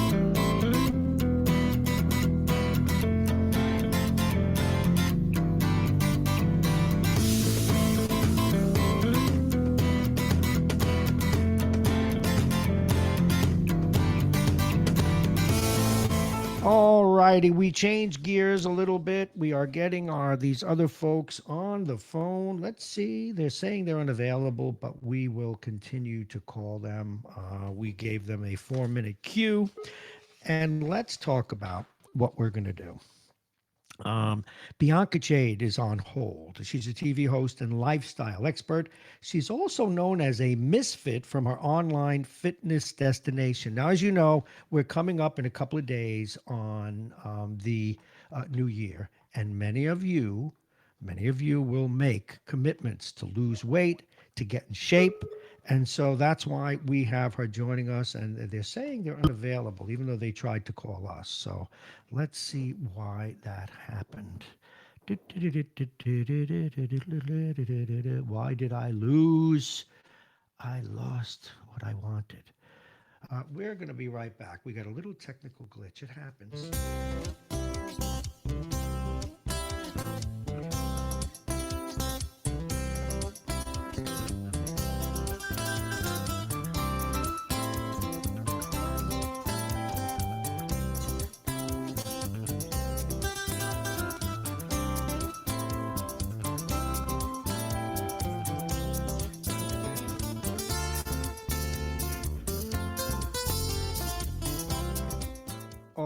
I fixed our little technical problem. I'm getting good at this stuff. You know that, folks? What are we going to do when I actually have this all formatted and done more easily? All righty. They're ringing. We hope that they will pick up, and indeed they did. We already told you who would be with us. And once again, Bianca Jade is a TV host, lifestyle expert. She's also known as Misfit. I can't wait to talk with her about these kinds of commitments. She's a Latin-born TV host. Good morning. How are you? Hello? Yes. How are you? Sorry about that. I had a little glitch with the phone system, but I corrected it. Please welcome Bianca Jade. Oh, wait. I'm so sorry. This is the producer. Let me put you through to Bianca. Oh, you can. That's okay. No problem at all. Okay, We've already. Yeah, go ahead. Put me through to Bianca. The new year's here, folks. And you know what that means. Resolutions, whether we're trying to eat healthier, exercise, drink more water, which I just had, making these resolutions is easy. Sticking to them is beyond the month of January, or beyond it is a different story. We're going to see if she can help us out. In fact, I got 10 more pounds to lose, and I need her help. Bianca Jade, are you there? Okay, could you put you probably have a producer there. If you could increase the volume, we have a low. Yes, we're working on that. Okay, thank you so very much. And one of the nice things, we do a radio show here where we don't mind showing people some of the behind the scenes stuff. We're also making it that kind of real deal. But Bianca Jade, as we said, TV host, a lifestyle expert. Okay, you have to help us. I will be your guinea pig, but first tell us a little bit more about why they call you the Misfit.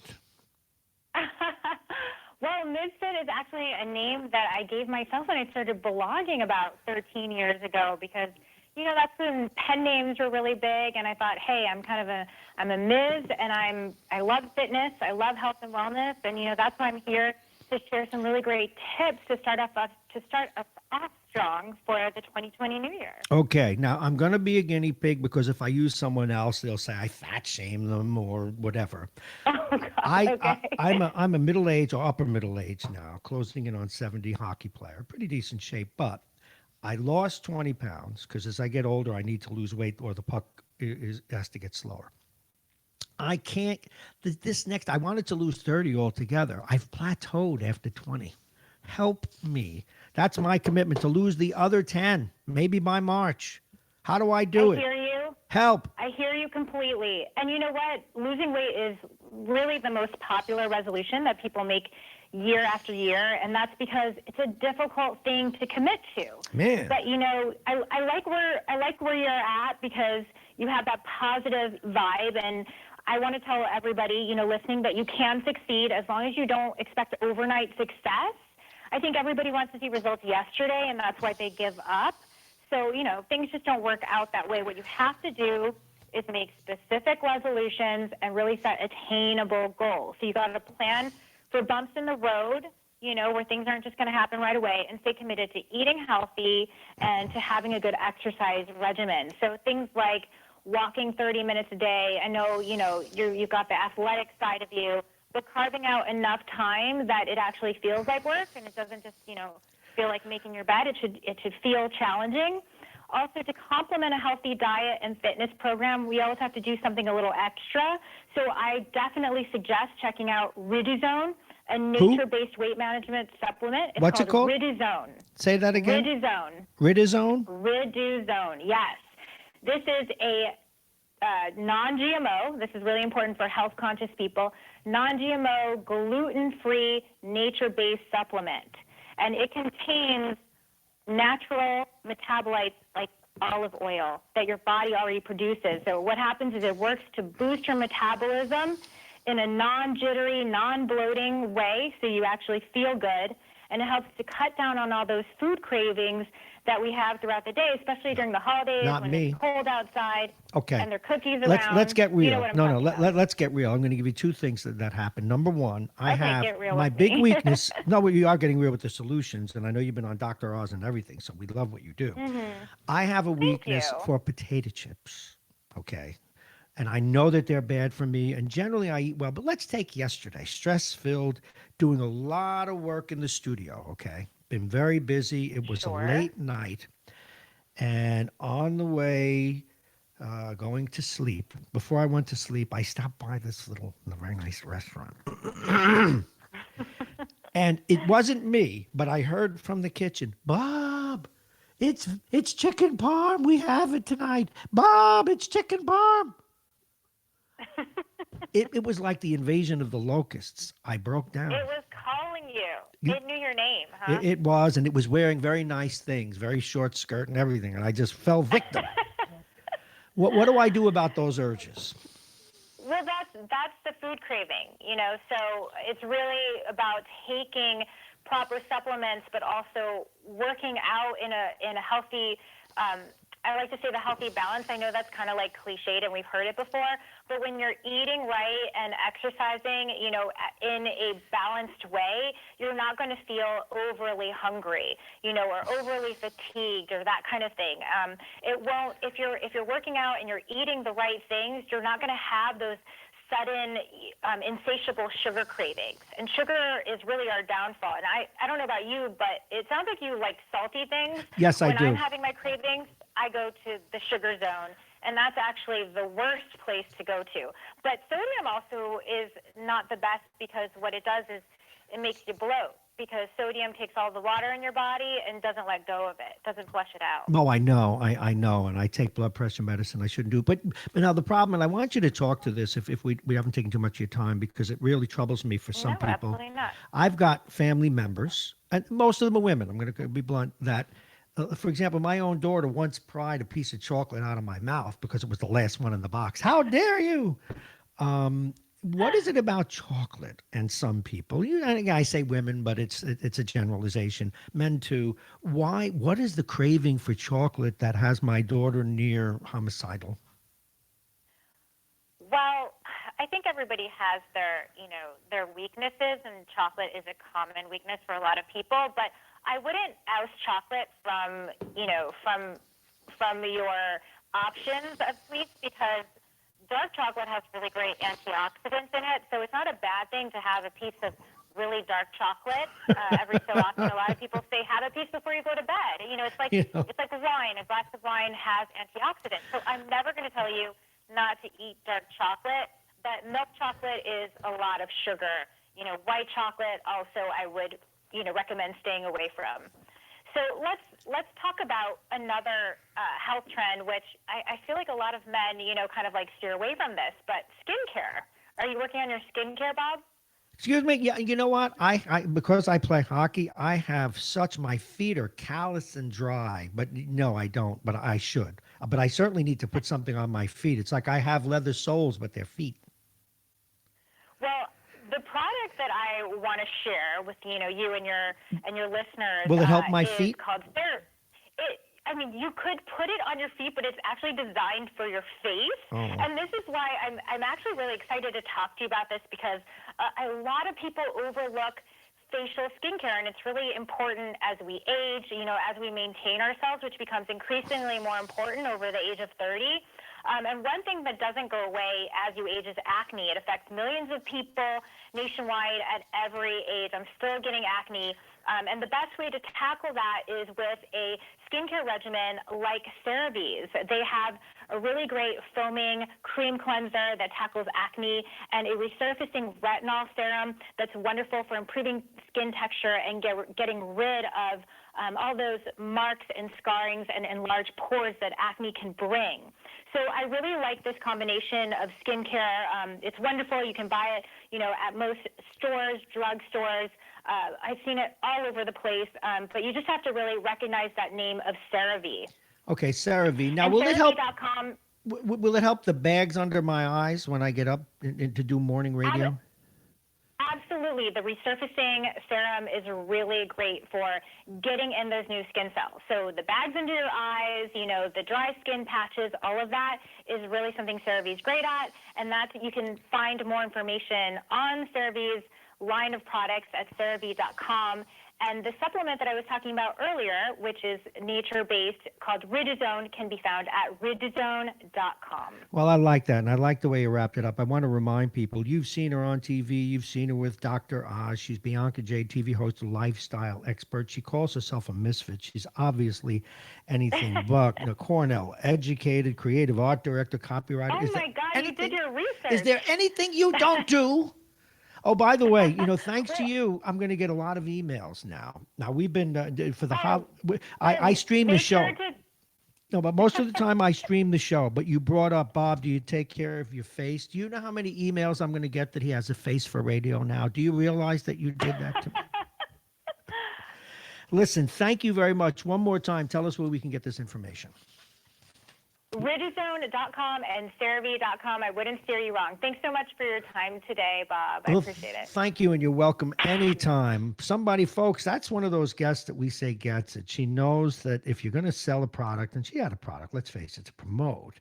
But the cool thing is that if you're going to sell a product, and you come on the radio, Don Imus used to say, bring something to the table, and she did. And we really appreciate that, because we're trying to have a fun holiday season, and this is respect for all of my listeners that join the political battles every day, and they care. And I wanted to talk a little bit about that before I go to my next guest.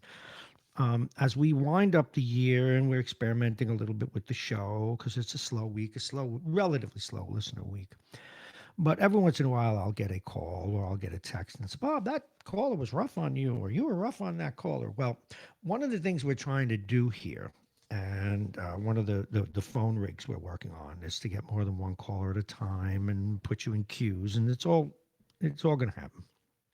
But what we appreciate here, and even why we did this, okay, the phone is ringing. Let me go. My mic worked. This is great. This is going to be Dr. Sternberg. We'll get to you in a minute, Doctor.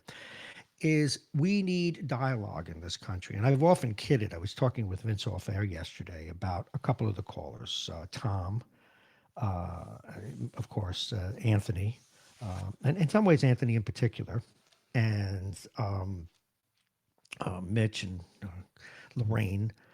But one of the things about these callers, and I would say that two of the four, 2.5 of the four disagree with me a lot. Anthony a lot, but I've said about Anthony for 12 years, the value that he brings, if anyone thinks they have a cornerstone on the truth, they should always be sure that someone in their life is tells them what time of day it is, regardless of how much they want to hear it. And I used to kid about Anthony that when he would call, I felt like when you're in the highway and you see a cop car behind you, and go, oh God, what did I do now?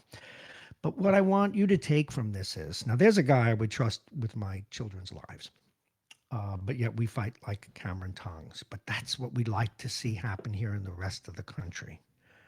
And that's for all of you. Please feel welcome to call. Just don't get personal about it. I mean, I know I'm dumb, but you don't have to call me dumb. But become a part of this. We think that open dialogue is the answer, or at least one of the answers to where our country has to go. And after this impeachment, the president's going to be stay in office. And if people want to take him out after the election, they will. If not, we'll have another, I guess from now, 5 years of Donald Trump. But dialogue is what matters. So, but again, we've been trying to keep it light this week, but don't think that we're moving away from any of that. We will get, as we like to say, we hockey players, our sticks up once again. Now, it is time to go to one of our favorite guests, a guy I've become very friendly with, a very special man. He is a periodontist by trade. But as you know, for many years, right now his schedule doesn't permit it, but for many years, Dr. Sternberg was the anchor and host of a radio program called Politics and Your Health. And we still bring him on to talk about politics and health. He is not just a fine guy. He really cares. He doesn't. I think he's written one opioid prescription in 30 years, something like that. He worries about prevention. And even though he's made a fine living from being a periodontist, he'd rather you kept your teeth clean and made his money with cleanings. I mean, you have to have a couple of teeth fall out once in a while. You know, we want him to do well and pay his mortgage. But at any rate, he's a very fine man, and I'm waxing about it because getting to know him in this last now 6 years has just been one of the treats. Please welcome, with that said, and wish a happy Hanukkah and Merry Christmas to Dr. Victor Sternberg. Good morning, Doctor. Good morning, Bob, and I just want to return the good wishes to you and your audience. Hopefully, we will get some good cheer out of this remains of 2019, although one can only not help but being a little skeptical that Santa Claus is going to deliver to the American people the goodwill that we all could use. You know, I really, as you can tell, Doctor, I worry about that a lot. And this week, you notice I've eased, we were talking sports today and music and health. I'm trying desperately to get my head, get through the end of the year without being a total cynic. It hasn't been easy. And people have told me, Bob, you know, Go ahead, Doctor. Go ahead. No, you go. I had a conversation with family members over on Hanukkah celebration last Sunday. And one of them said to me, well, would you give back all the money that you might have made in the stock market since Donald Trump is president if he was no longer president? That's irrelevant. And I said, I said that to him. I said, you know, that's the problem, that everything is measured in America, at least that's for some people, by the economic gain that Donald Trump may or may not have been responsible for. And so what we're saying is that whoever he is and whoever he isn't, no matter what he has done in a negative way, should all be overlooked, because some people, and a significant number perhaps, have more money in their bank account or their 401k plan than they had before. Therefore, you should look the other way. That is the argument, unfortunately, of a good number of Americans. Now, if I may, and I will go to this now, that is the most un-American argument I've ever heard. Now, if that is the essence of America, we got to get a new flag and a new constitution, because America's always been about playing by a certain set of rules prescribed in the Constitution, and then as amended by law and or literally amendments. And that's the beef that I've always had. I mean, but it also, you know, Doctor, it's whose ox is being gored. Now, a lot of people didn't like the policies of Barack Obama, and a lot of people didn't like that he was a Democrat or black. Let's put it on the table.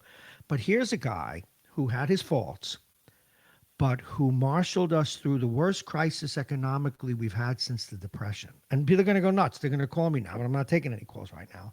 And whether you liked him or not, the stock market was 6. I remember my old radio station, the people that worked there would come running to me, Bob, what's going to happen? I said, chill, the stock market always comes back. Anyway, it came back from 6,000 to 20. And there was not this same, and nor should there have been. Well, in other words, if they didn't like his policies and they didn't like Obamacare, they had every right not to. And those are the issues that they would vote or not. But he brought them economic gain. They didn't care. He helped bring back the auto industry. They didn't care. He wanted a bigger stimulus that would have sped up the recovery, and his enemies didn't want that. That's all fair. That's our system. But so, yes, did you make some money this time? But you also had your ass saved, not you, most of us, when the stock market was down at 6,000 and went to 20. Now, I don't, as a guy from Wall Street, it's not all just the president. It's the Fed, it's economic conditions, it's stimulus, a very complicated issue. But at any rate, I hear you, Doc, and that is what keeps me up nights and why you just ignited a thing in my brain, and my apologies. That's just bullspit. That should not be. That's not the reason to keep a guy in office. John Gotti was loved in his neighborhood and his family was rich. So should we have left him alone? Well, some people, Bob, you're making a good argument about what our values are as a country and as individuals. And the Donald Trump issue has touched that particular nerve, because there are many Americans who do not even look at him as an individual, as an ethical or a moral person. It doesn't matter to them. It only matters what he does, whether he carries out their particular programs or their beliefs, and that says a lot about the intellectual and moral values of many Americans. It's evolved for 30 years. Doctor, it's evolved for 30 years. It's as long as I got mine. And I watched it evolve when I was on Wall Street. I watched them take away pensions. I experimented. They were like a mad doctor. Well, let's lay off a few people here and say, oh, look, that was good. It helped the ROI. But then they started laying off people just to munch up the stock price. Then they said, let's get rid of their, why don't we get rid of their pensions and then, put them in a 401k. Yuck. Then it was, let's have them pay for their health care. Now, these were all economically wonderful things for the people who already had a lot of money. But we started it then, and we live in a country that is, and even who we loved. I mean, Vince Lombardi, they're going to give a trophy out in a month, because Vince Lombardi says winning's the only thing. The best football team in America cheats, and everybody's proud of it. The men on Wall Street who picked your pocket. The men on Wall Street who picked your pockets, because I was there, they're still icons. They're legends. We've got a problem in this country that's bigger than the president. No, I agree. As I said before on the show, Donald Trump is the outcome of a change in American ethics. It is not the cause. He didn't cause it. You're right. He rising out of the sewer of the negative aspects of Americanism is Donald Trump. So he's a Frankenstein monster we created. And we must face the fact that many of us still will support that to the end, regardless of what happens. And Doctor, I'm going to shut up now, but in the interest of fairness, lurking on the other side, you remember it used to be Frankenstein and the Wolfman? The Wolfman lurks on the far left, and they adjust as ends justify the means oriented. The other day, there was a big protest because they wanted to put 5,000 more cops on the MTA and the subways, saying that was racist. I still got bumps on my head from banging it against the wall. That is just ridiculous. They're ruining our schools and they're ruining our cities with that kind of mentality. Well, if you read in Baltimore, the death rate is there are more people, I think, killed in Baltimore this year than New York City, even though we're probably 10 times larger city. Nobody on the left has spoken out of course not. About the constant carnage in Chicago or in Baltimore. Like it doesn't exist. What does that say about the left? What is the real message we get? That the message is we don't care what happens in these cities, right? Because any discussion of it would affect our supporters. It might appear to be racist if we complain about blacks killing blacks in cities, because somehow that doesn't fit the dialogue that we have. That our society is racist and the police are evil, and you cannot report or discuss any crimes committed in inner cities by inner city residents. And to me, that is equally venomous to the right, in my opinion. Well, absolutely, and so it's on both sides, and I actually, believe it or not, Donald Trump. I actually been feeling bad about the fact that he's been impeached. It's going to be on his record. He's not going to be removed from office. And he probably, as defensive as he is, thought he was doing a lot of the right things because business is bottom line. But it's killing the country. And you know what? We're all guilty of it a little bit. I've actually developed over the last 30 years. Now, don't misinterpret this. I've developed an affinity for the more, what's the right word? The more practical aspects of the mob, which is, except that a lot of idiots join it, not very sophisticated. But give me a sophisticated mobster with a set of principles, and he's only slightly above a captain of industry. I've known both. And the question is, hey, so long as my family and my got bread on the table in this country, nothing else matters. That's where we are. Yep, I agree. So let's get into medical things. Hey, Doc, there was a piece today. Okay. I got one for you, and then we'll go to yours. There was a piece today in the paper that doctors are now worried that not taking care of a cold is leading to pneumonia too much. Do you believe that is true? A, B, what happened up in Rye at the Osborne? In a senior facility, people are coming down with dysentery and stuff. Norovirus, yeah. Norovirus, yes. Yeah. This is, that's kind of exactly where I want to go in terms of this recent article in the New York Times about the inability to come up with antibiotics that will effectively deal with drug-resistant bacteria and fungi. This is all part of the same, the dying of pneumonia is often a failure of our immune system or our inability to find the right antibiotic to deal with the infection. Mm-hmm. Norovirus is, in elderly people, they've had them on ships. But it's hard to prevent sterility in an institution or anywhere else is impossible. The answer really is, how do we find ways to deal with these infections? And recently there was a lamenting of the American Medical Association that we have failed to develop new antibiotics to deal with the fact that it's hard to believe this. 35,000 people a year die from bacterial infections that resist all our antibiotics, and 2.8 million Americans get infections that are bacterial resistant, and they end up only recovering because of their immune system. And there's an estimate that if we don't deal with this sooner than later, that there'll be up to 10 million casualties of these infections that we don't have antibiotics for. Now, here's the conundrum. The drug companies that are trying to develop these have an economic problem. The problem is that when you spend up to $2 or $3 billion developing a drug and getting it approved, the use of that drug has one of two problems. If you charge enough money for it, you're going to get pushback from hospitals and the government, because that pill may cost $2,000 a pill to give somebody 10 pills. On the other hand, the other problem is that hospitals won't want to use that drug. And the third problem is that the drugs developed are not long-term medications that have a stream of income, like drugs for diabetes or arthritis or even chemotherapy, where you give them for a long time. And because the antibiotic, you may give it for 10 days. And what are you going to charge for antibiotic you use once in a patient for 10 days, as opposed to providing insulin for the rest of their life? So we have this, and I was thinking about, how do we overcome this problem?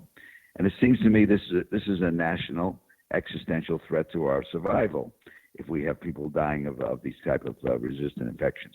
So why doesn't the government somehow partner with these drug companies to give them financial relief, perhaps even some economic incentive to develop these drugs, so they won't have to spend $2 billion of their money for drugs they're going to charge $10 a pill? This is not this is one of those issues where capitalism cannot solve the problem. And that's where, those of us who, I don't believe in the government running my life. However, there are certain issues, national defense being one, and this is national defense, the defense against dying from a bacterial infection, that the government should play a role more than just the FDA approving or disapproving a drug. But doesn't the NIH take up, the National Institute of Health? Shouldn't they close the gaps like this? I mean, I get it. Bacteria and virus have had a 4 billion year head start. I get it. And they know how to morph better than we do, and in shorter periods of time. But you would think, the science being what it is, that we could get ahead of this. We haven't been able to, because the amount of money that it takes to develop a drug and get it approved is inordinately expensive. So I'm bringing up the fact of why we need a partnership. There's nothing wrong with the government when it comes to national health or education or defense. Those are issues that individuals and companies cannot solve. We have to define what is in the interest of America, and find a way to partner with companies. And it can be done. It just takes people. There's bills sitting in the Congress about this very issue that nobody's acted on. And it's just another example of paralysis in Washington, because we get into this conservative liberal divide, and nobody wants to put a name on a bill that will be used against them as being too government friendly. So this is not a minor problem. There was just a young man, ESPN the other day, who died, 34 years old, of pneumonia. And this is not, you went to a hospital. You have a significant possibility of dying of pneumonia, getting pneumonia, and we have difficulty treating that disease with antibiotics that are effective against these patients. So, well, if I may, it's Doctor, not theoretical; it's real. He actually posted something on Facebook because he was being treated, and he said, and I quote now, he tweeted earlier this month to ask if anyone familiar, and you may tell us what this is, multifocal pneumonia, saying he was being treated with What's multifocal? Is it more than one invader? More than one organism. It's more than one bacteria virus that was attacking his system, and it shut down. What happens sometimes, the immune system shuts down on the assault of the viral disease, and the body can't fight it. And for a 34-year-old healthy man to die of pneumonia, seemingly healthy, in this day and age is unfathomable. And I think this is one example of what I'm bringing up. There are people. I have a friend of mine sitting in a hospital, having assumed to have his leg removed. He's got an infection in his leg they can't control. So they can't close his leg up. So he has an open wound in his leg for 4 weeks. He's sitting with a wound open in his leg, and because of that, he's going to have his leg removed. Does he have diabetes, Doctor? No, he doesn't. He doesn't. Wow. He had cancer many years ago. They put a titanium rod in his leg to replace the bones. Over time, that titanium rod got infected, and it's not responding to antibiotics. And they can't take the skin and close it up because they can't get rid of the infection. So once you seal it up, it will get worse. So he's going to lose his leg. Oh my God! In this day and age, we are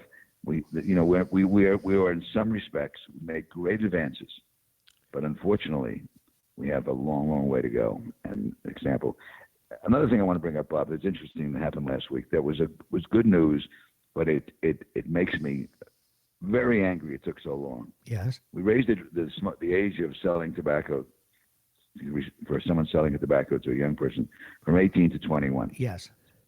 Now, you asked me, why is it taken? My father died in 1971 of lung cancer. I've lost many, many patients from lung cancer. Yes. And I have people coming in my office with oxygen. This is, I've brought up in the ad, it's 400,000 people a year die from lung cancer or related diseases to smoking. Why has it taken us decades to do something as simple as raising the age, just like we do with alcohol? And that would prevent not all people, but it would prevent many people from starting smoking early. Can we go back to the earlier conversation? Because the bottom line is that a lot of people make their living off of selling cigarettes. And that's right. That's the bottom line, and it is what it is. So just realize the greatest financial beneficiary of selling tobacco is the government. I must once mention something to you that you blew me away. A friend of mine in the tobacco business said this goes back about 15 years. Yes, sir. He said a carton of cigarettes at the time was selling for $80 a carton. He said Philip Morris got $12 and the federal government got $68 in taxes. Mm-hmm. So the federal and state. So we also have a government that collects an inordinate amount of money from tobacco sales, and this is an example, just like it is with opioids, of where the financial interest of corporations merges with the interest of government officials, either for political reasons or financial reasons. And we don't make the changes in our society which would save lives. It's a very negative comment on American democracy. Doctor, we're talking with Dr. Victor Sternberg. He's the longtime anchor and host of Politics and Your Health, heard on several radio stations here in Westchester. And we'll get back to that when he's done teaching. He's right now teaching at a dental college. His concerns, preventive medicine. But doctor, one of the issues that comes up a lot when you're on the show, Professor Zano and others, is our system is failing us. We have a system that rewards things that are antithetical to the country's well-being, which is that people get elected by having these financial commitments made to them from these kinds of businesses. That's number one. Number two, because they're polarized, they're equally at one another's throats, so that you're not allowed to go against the grain, and so we have perpetual stalemate. I don't know what the answer is. Yeah, you can relate to Bob, you and I have been talking about this a long time, and we still can't cross the Rubicon. No. The fact that we do not have, and I know I keep coming back to this issue, we do not have effective gun laws to prevent individuals getting access to weapons that could hurt us. That we won't even discuss the issue. The president sat down with all these children in the White House regarding the deaths in Parkland High School, and he said we must do something about this. That was about a year and a half ago, 2 years ago. What's happened? It goes back to all the issues I brought up: opioids, tobacco, guns in our society. It is the unwillingness of our leaders to become real leaders. They all remain politicians, not leaders. And that's the essence of their problem. Well, it certainly is, Dr. Sternberg. Anything else in your ball of tricks this week? Yes, there's an interesting article I picked up in one of the magazines that China has been able to negotiate with American drug companies bargain prices for drugs that they sell in America. They're getting discounts between 45 and 85% off the price of drugs sold in America.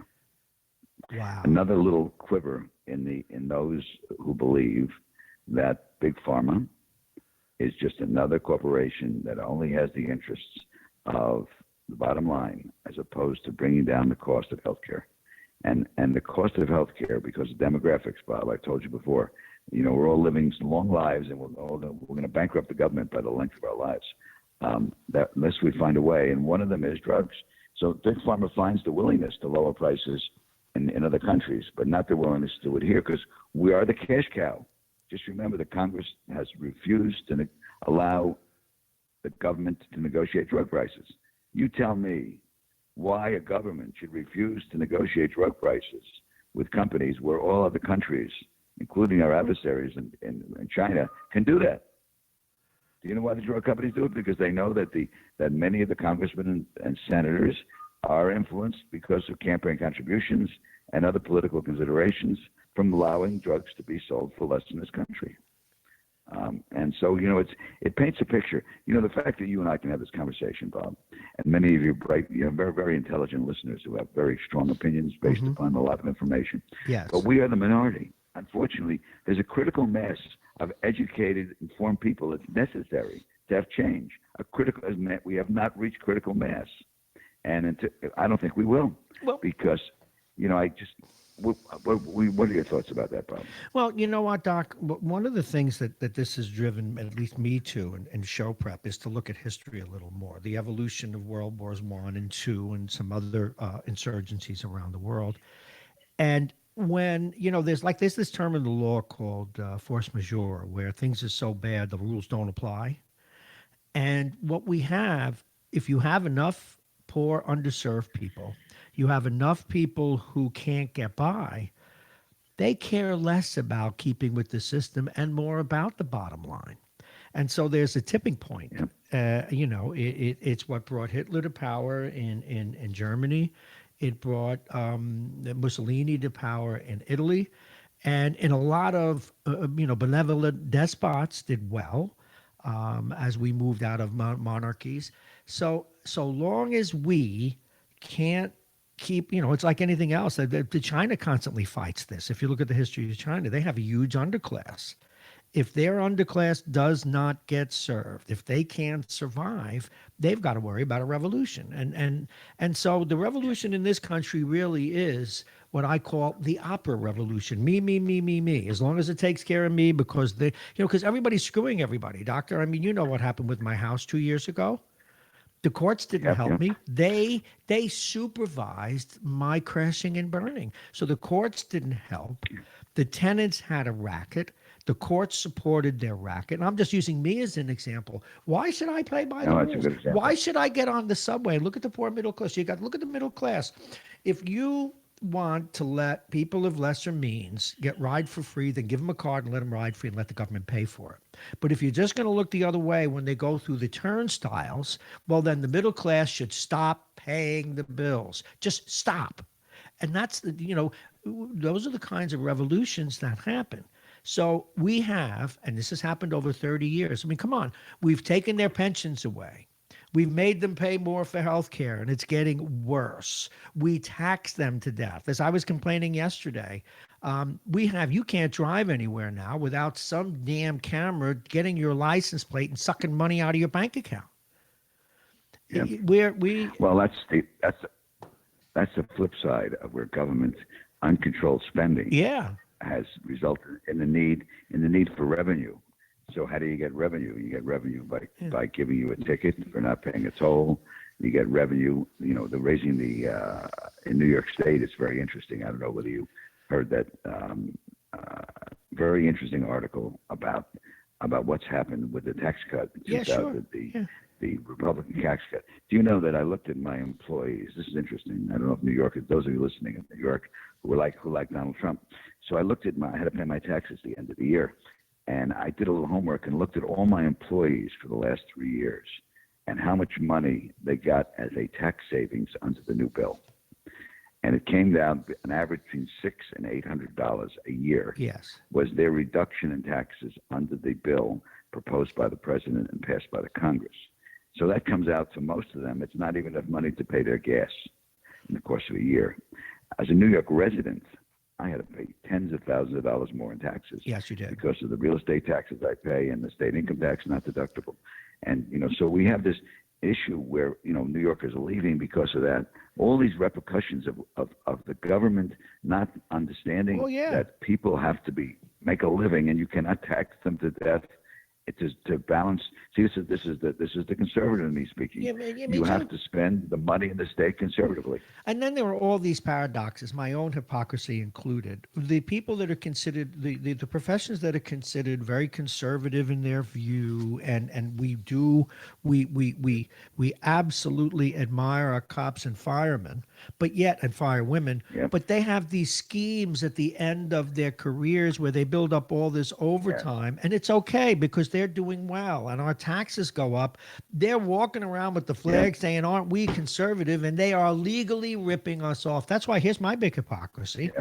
So tomorrow, RJ Reynolds calls me up and they say, Bob, we love the way you do the radio. We want you to make our commercials and we'll give you $200,000 a year. I'll go. Right. Because if you live in a society of wolves and you stay a lamb, you perish.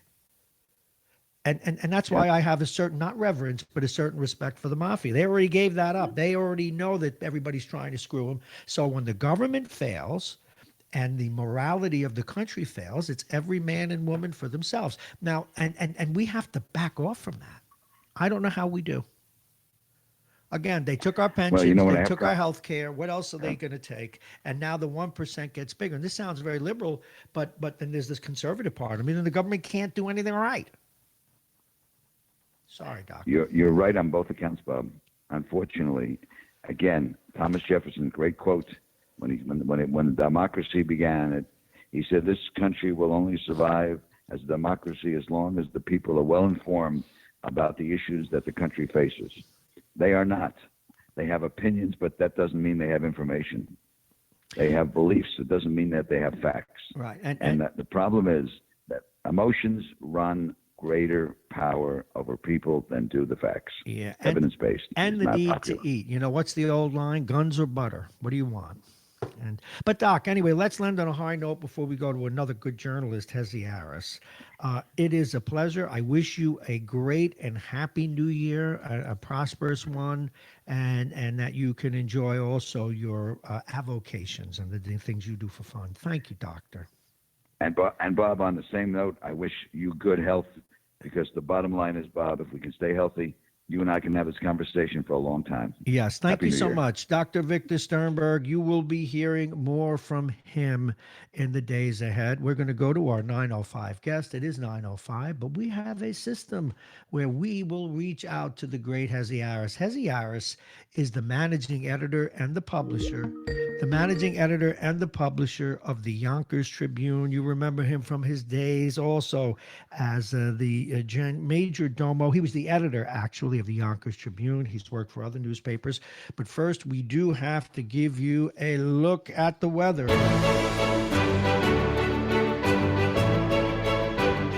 It's 50 degrees. It's going to get up to about 51 today. We'll take it. The forecast for the day, though, mostly cloudy with a few stray sprinkles. One day I'll explain to you why I say it like that.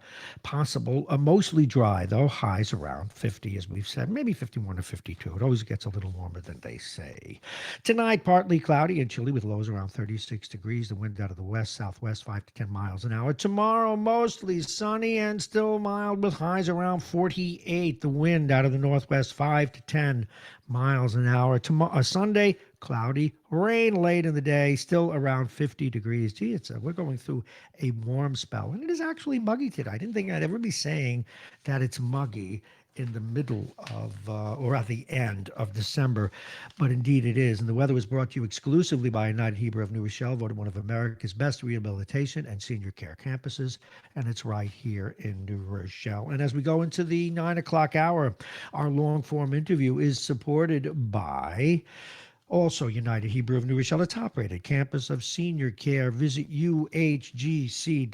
You actually should go take a visit. The place is immaculate. You could eat off the floors. You could I'm telling you, you sit there on a chair waiting for a meeting. Everything is clean. The windows are clean. The facility is warm and friendly. Check it out if you need senior care.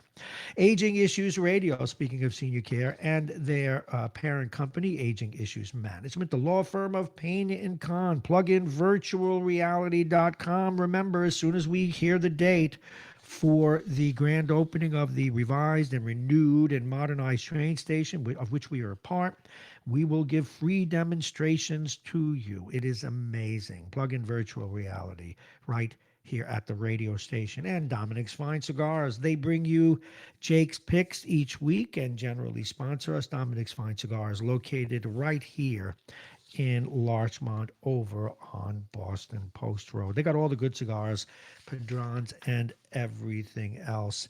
And it is time, of course, for us to move on to our next guest. What better music? Hezi Harris. He goes where others fear to tread. The managing editor and the publisher of the Yonkers Tribune. Please welcome once again Hezi Harris. Good morning, Hezi. I hit the button. Come on, finger. Stop. Stop. Stop. You okay? Yeah, I'm going to unplug this thing. It won't stop playing. See, I just unplugged it. I'm becoming a technical whiz. Hezi Harris, first of all, happy Hanukkah to you, and I wish you the very best for the new year. And I got a question. I want and Merry Christmas and Happy New Year, too. Well, thank you. I want people to know. And your listeners, of course. Well, of course. I want people to know the softer side of Hezi. Now, I know you had surgery a couple of years ago, and maybe that changed things, but you always used to go out and serve food on Christmas. Do you still do that? No, I'll tell you why. Because I got, as I got older, unfortunately, my balance was poor. Yeah, okay. That's what I thought. And because it was, I was, especially because I was working at the sharing community, what ended up happening was, I guess I was clumsy and I almost fell onto somebody who was sitting down at a table that I was serving. And I realized then and there, God helped me, you never know, it could be a child. And Yeah. I wasn't as svelte as I am today. But the bottom line is I was afraid I could hurt somebody. Well, you know what? But So see, that's when I stopped. you made your point, but you made my point. One of the things about honest people who do what you do, you're not just the cop on the beat when it comes to news. Your sincerity finds these other things, and you did it until you literally physically couldn't do it anymore. And I just wanted to share that story with people. They don't know that Well, about thanks. you. Now, since we can get right into stuff, how did you feel about this police officer? He finally is going to plead guilty to perjury. He had to he had to retire. Now, you've been covering this story a lot longer than the mainstream press. Tell us about this. Well, because I've been covering the police department in Yonkers for some 7 years. I have a series called The Blue Truth because they wear a blue uniform. Yes. And the truth hurts, and people didn't take too kindly to it. But you know what?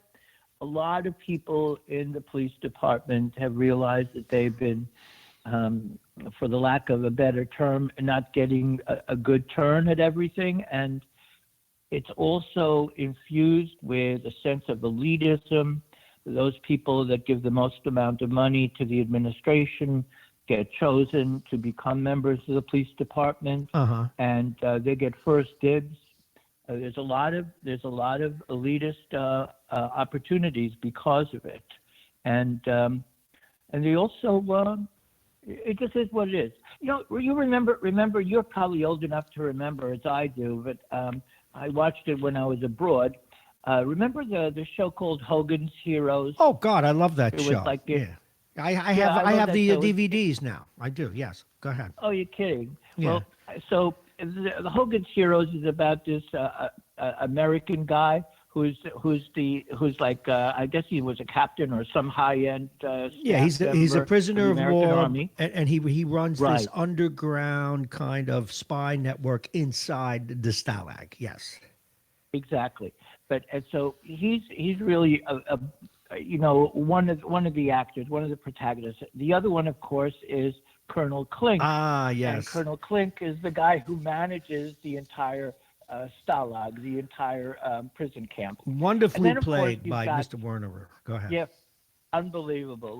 Loved them. They were all fantastic. Hogan? And then you had Sergeant Schultz. Yeah. Remember Sergeant I know Schultz? nothing. He used to, I know nothing. I see nothing. You gotta love it. I love Well, that show. That's Yonkers. That defines Yonkers because we have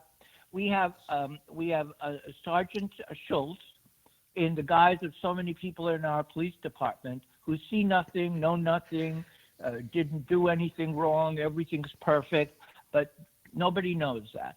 And then you got Colonel Klink, who actually manages it from the top, and yet he gets undermined in a sense by people who are really managing it, like the PBA and the CLSA, the Captain Lieutenant Sergeant Association, the Police Benevolent Association. Everybody runs the show, except in reality, it's still being run by the administration. Hey, Hezzy, at the risk of getting you agitated, how come these PBAs, these police foundations, etc., have so much sway?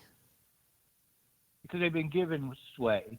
They work for the mayor. They work for the administration. Right. However, they have protocol and standards that they must follow that are regarded as best practice by the police. As you well know, in today's world, we're becoming more sensitive to different protocol as well. Yes. Where things that we weren't sensitive to as a society, and therefore it was reflected in our police departments.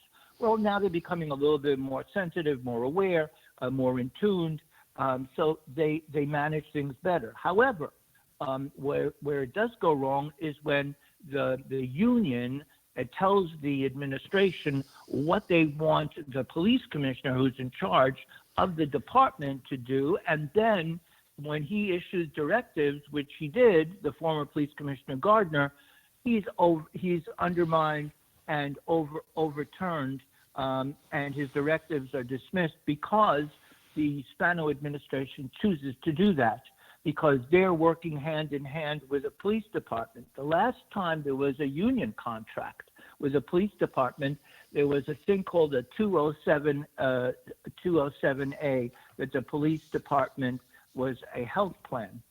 Yeah. Well, the PBA president, Keith Olson, told everybody, oh, this was no big deal, that they should just sign off on it, blah, blah, blah.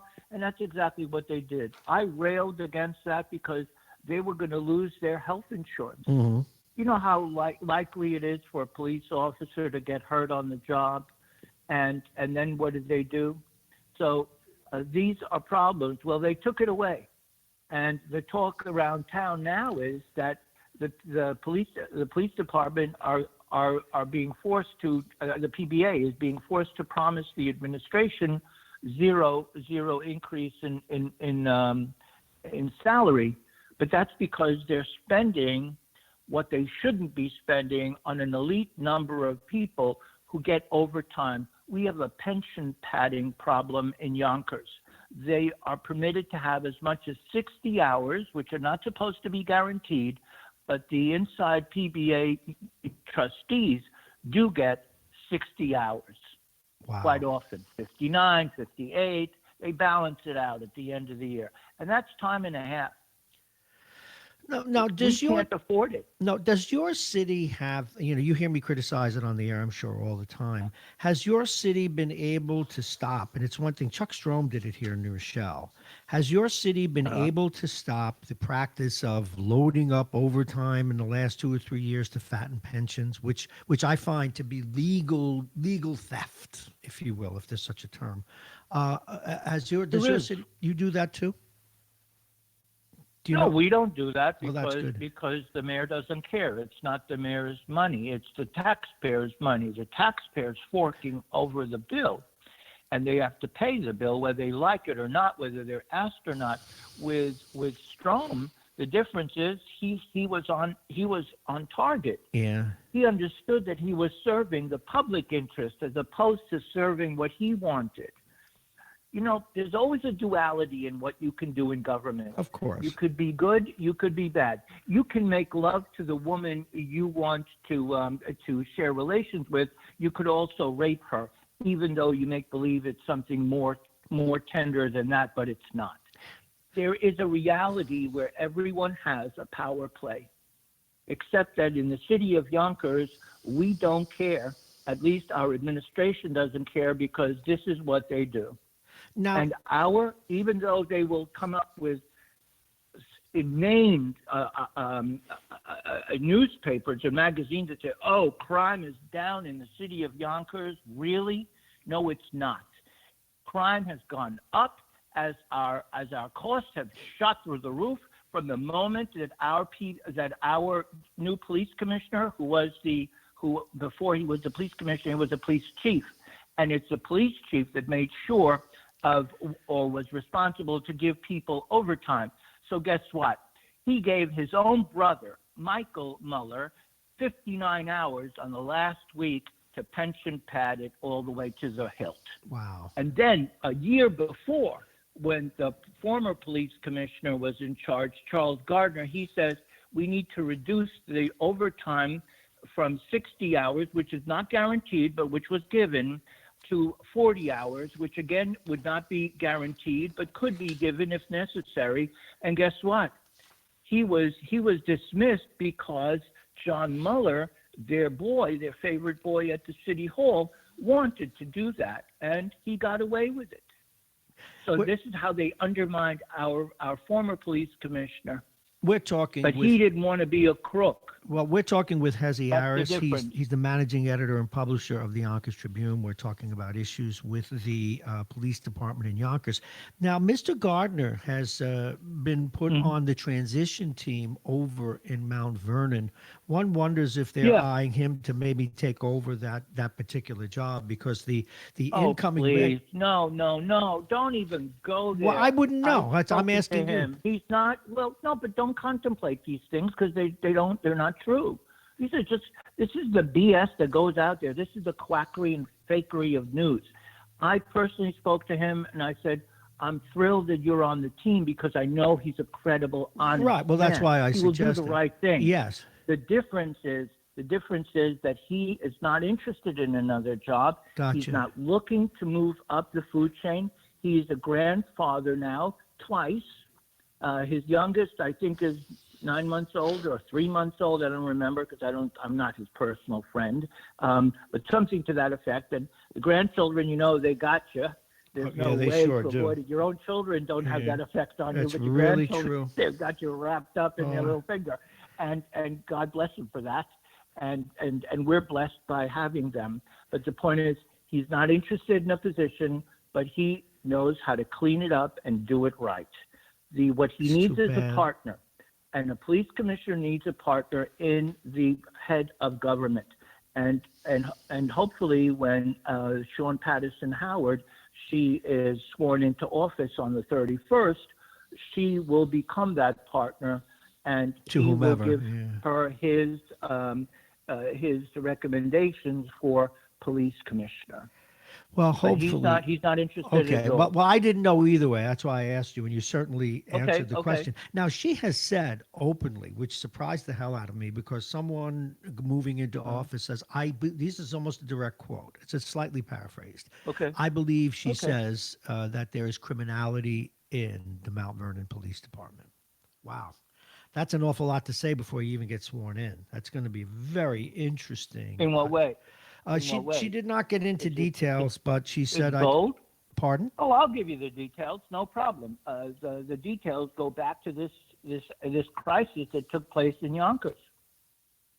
The guy that was involved in a drug enforcement agency task team from Yonkers was a guy by the name of Sean Fogarty. His father owns the J.C. Fogarty restaurant that's based out of the village of Bronxville. A lot of people know it.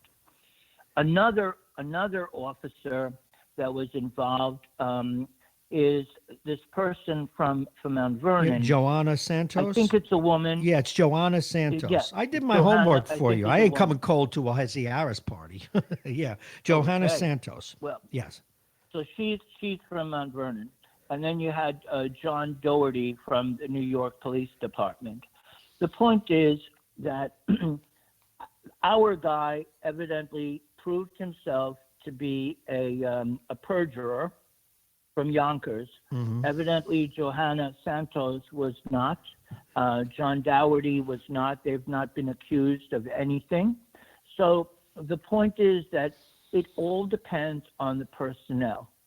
And you can also straighten out personnel and say, look, this is the way it looks to me. Maybe I'm drawing the wrong conclusion, but I'm giving you one warning, and it'll be the last one you'll ever get. If I find anything that's untoward what you're supposed to do, out you go. And I will put it in writing now so you know it. And that's the way it works. Hey, look at what George Latimer's doing. Didn't he straighten that whole place out? I mean, you may not like him, you may love him, you may hate him. It doesn't matter. The point is, he's got it under control. Which thing under control?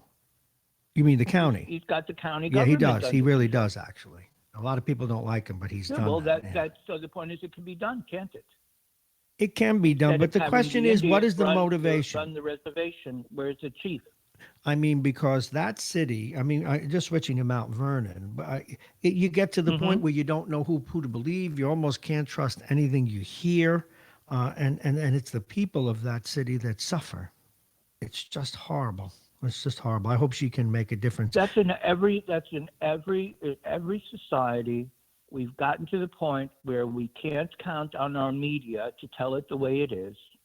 We demonize those people that tell us the truth, whether they like the truth or they don't like the truth, whether they agree or disagree, and they don't want to hear it, and they don't want to be challenged by it.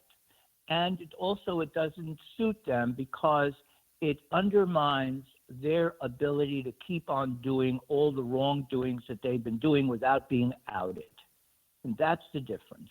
Well, the difference is my service is not because you're a Republican or a Democrat. I couldn't care less. This is I'm so only true of you. interested in one thing. How do you serve the people you claim you will serve in political office? That's it. Nothing more. I don't care what color you're in. I don't care your gender. I don't care your sexual proclivity. I don't care your religion. Nothing matters to me, or the color of your skin. It doesn't matter, because you know what? We're not voting for the color of your skin, for your religion, for Republicanism or Democrat. And a lot of people are just tribal. They don't even have a clue why they're voting in one direction or the other. Well, I always think when I'm in that voting booth and you get down to the bottom, no one really knows the judges we're voting for. No one, very few market themselves. Some just ride the coattails of the majority party at that particular point in time. Yeah, but you're on target. They don't market themselves. They don't want anybody to know. They're not out there to reach out to anyone. Nobody has a clue what they believe in. You're not even permitted to ask them that question on the air. You can't ask them, well, how do you feel about abortion? How do you feel about incest? Although, you know what's interesting about you that? don't hear any of it. If I can just move on to a national issue. Sure. What bothers me about the way we vet Supreme Court justices, it seems to be antithetical to our whole system, because we give them these hypothetical cases and want to know how they vote before they're on the bench. How can you do that? Why do we do that? What is wrong with our politics? We should be picking jurists on the basis of their understanding of the law and understanding what the role of a judge is. Go ahead. I'm sorry. They're not interested in the role. They're just opinionated. You know what? I don't have a problem if someone asks a question and says, well, this is my opinion. Well, you validate it to me. Validate to me what you're saying. And then you know what? Then I'll be able to recognize the integrity of your argument, and it may change my perspective because I'm now, enlightened by a different perspective, which actually seems to be more aligned with reality than I may have thought, because I'm not the most brilliant guy in the world. We knew the this. Bottom line at the end is that this is what discourse is all about, and we don't have that.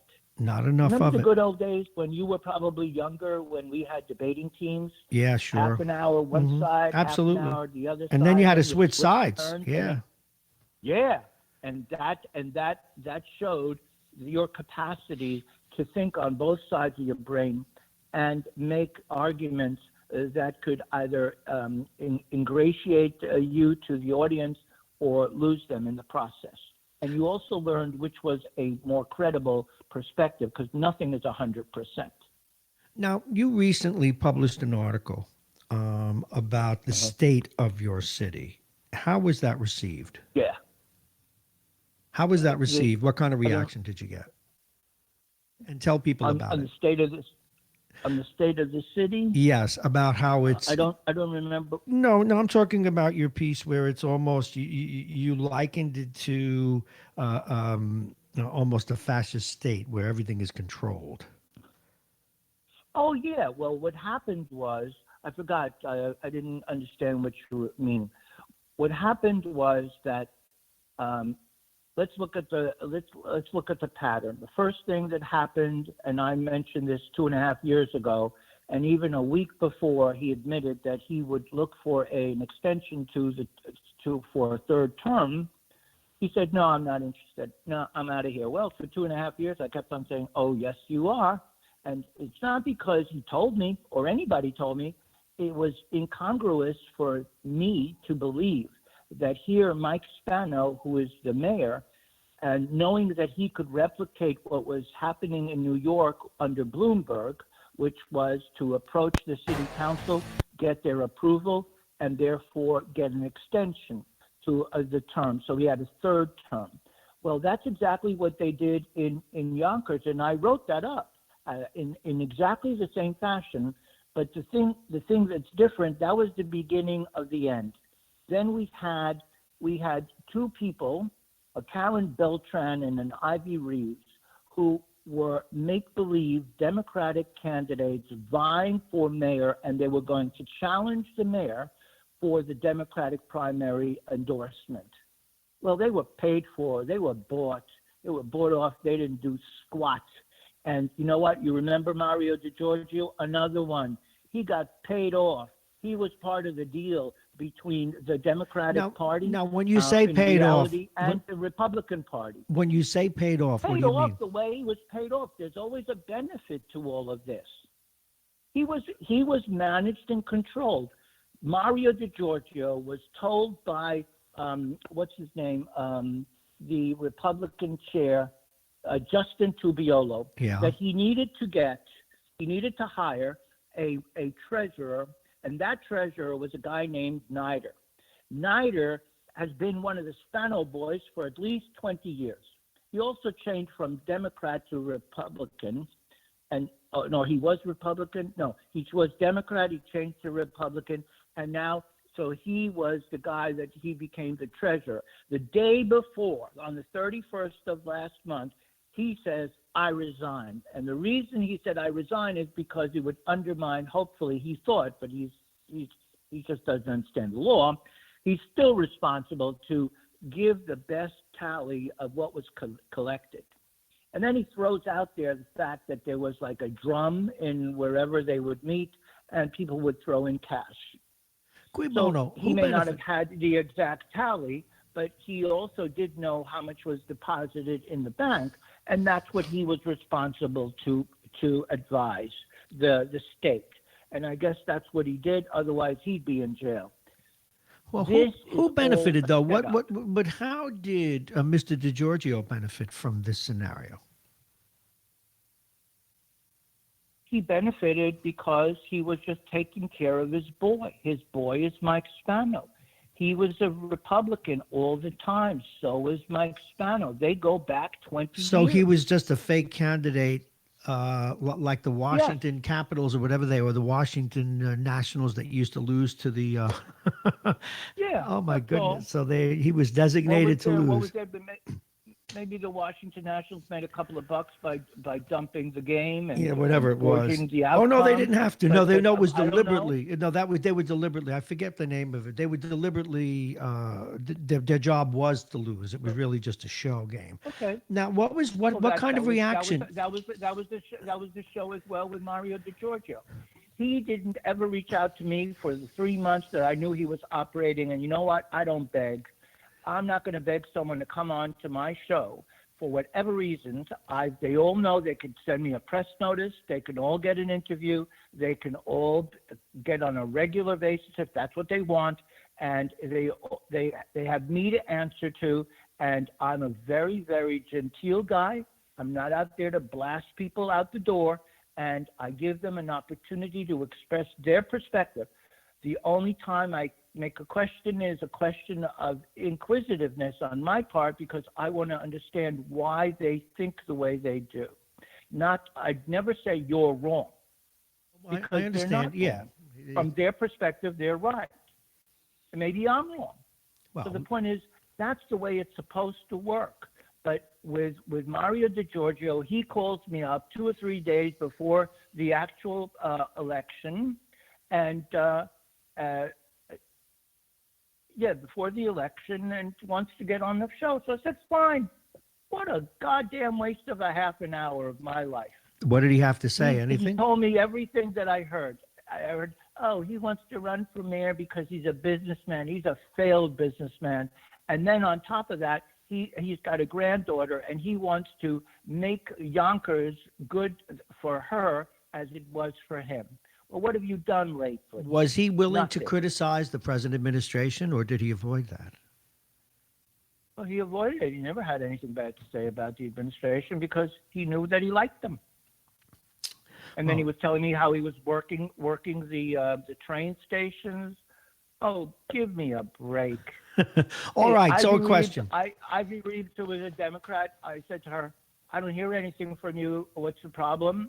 Is there an issue? Am I causing you a problem? She said, no, I'm going to keep it on the down low. I said, well, you keep it on the down low any further, no one will even know you exist. Then I remember calling her up and I said, I thought you were going to be on our show today because you said you were going to be, and this is like 2 hours later. She said, oh, I went to Marrone. I said, for what? She said she was on cable TV in Marrone. I said, God help me. I had no idea. Are you running for mayor in Marrone too? Really? Oh, well, that was the end of that. Well, Hezi, my I question. So this is where they were. My question to you is this. What was the reaction of your public and to public officials who may have followed up with you when you wrote that piece? Well, most of them didn't follow up because the bottom line is that I got off on a tangent. The bottom line on that story is that the mayor had an inspector general who has done absolutely nothing for the last 6 years, issued no paper whatsoever to anyone on a public basis. And so a guy by the name of Brendan McGrath, and he's being put into to replace Marianne Scatteratigo, who is on the Yonkers City Court. She's moving over to the Westchester Family Court that's based out of Yonkers, and he's going to replace her. In a year's time, he will need to run for re-election because her term then ends next year. In replacement, mind you, I reported that 8 or 9 days before he was actually advised that was the case. I also advised at that time that Liam McLaughlin, who used to be a Yonkers City Council president at one time, and a councilman and a council leader and a lawyer, and brilliant lawyer, and so he's going to get the job of the Inspector General. No word yet about Liam McLaughlin, but I know it's a done deal. Everything I write is a done deal. Well, I Liam, got sources, they have no clue. well, you had told us about Liam McLaughlin, one of the few Republicans left in Westchester, that he was going to come out of this with a job a long time ago. All right, let's see what else you have. He wasn't a good boy. They had to whip him into shape. And remember when I said that he went down to San Juan, Puerto Rico for the Somos meeting? Yes. It comes out once a year. Why do you think he went? This was the reason he went. How come I don't get invited to these meetings? Yeah, the nice, sweet stuff. I wasn't invited either, but I got people who listen. I don't care where you send them to. I'll be there.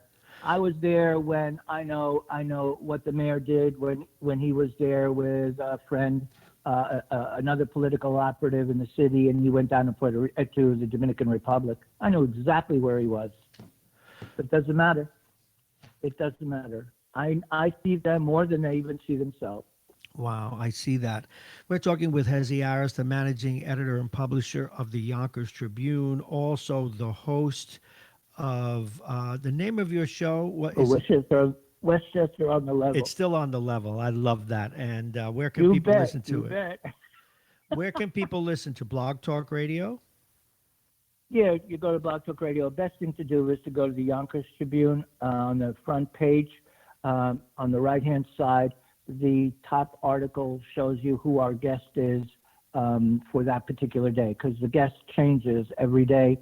And sometimes we have as many as 4, sometimes we only have 1. Like today, I only have 1 guest, and I'm doing the rest of the hour and a half because I have a 2-hour show. Right. Well, one of the reasons I mentioned that is when we let Hezi go a little early because his show starts at 10, so we don't go right up against the clock. But before we do send you on your way, do you have any stories that you're working on that people want to look forward to? Well, it changes all the time. Like this particular story with Fogarty, I had known about the case from a week ago. Mm-hmm. I knew that someone was going to be fired. I called up the Dean Politopoulos, the lieutenant who's the communication director at the City of Yonkers Police Department. I said, I hear someone is being forced to resign. Do you know who it is? I mean, do you have any information?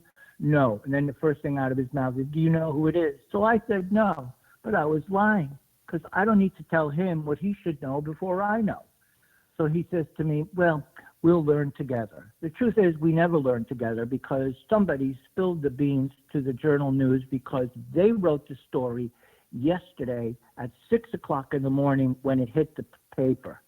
So their paper, their print paper, and that was on the thing. And that's one of the problems as well.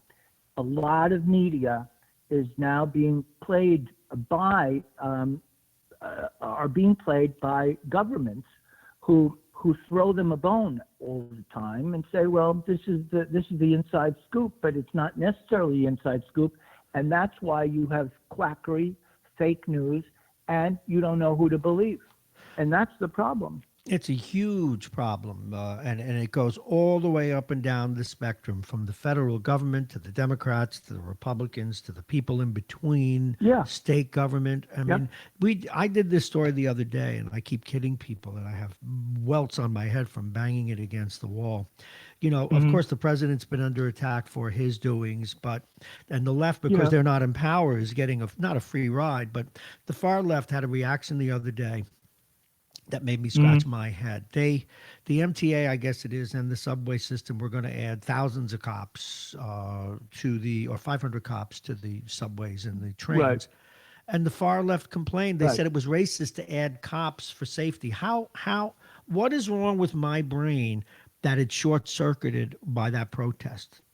Why would you not want more cops on the trains and where people get mugged and beaten and raped? It probably doesn't suit the whoever is espousing that there shouldn't be cops. I don't have fear of the cops, but then again, I'm not someone that is.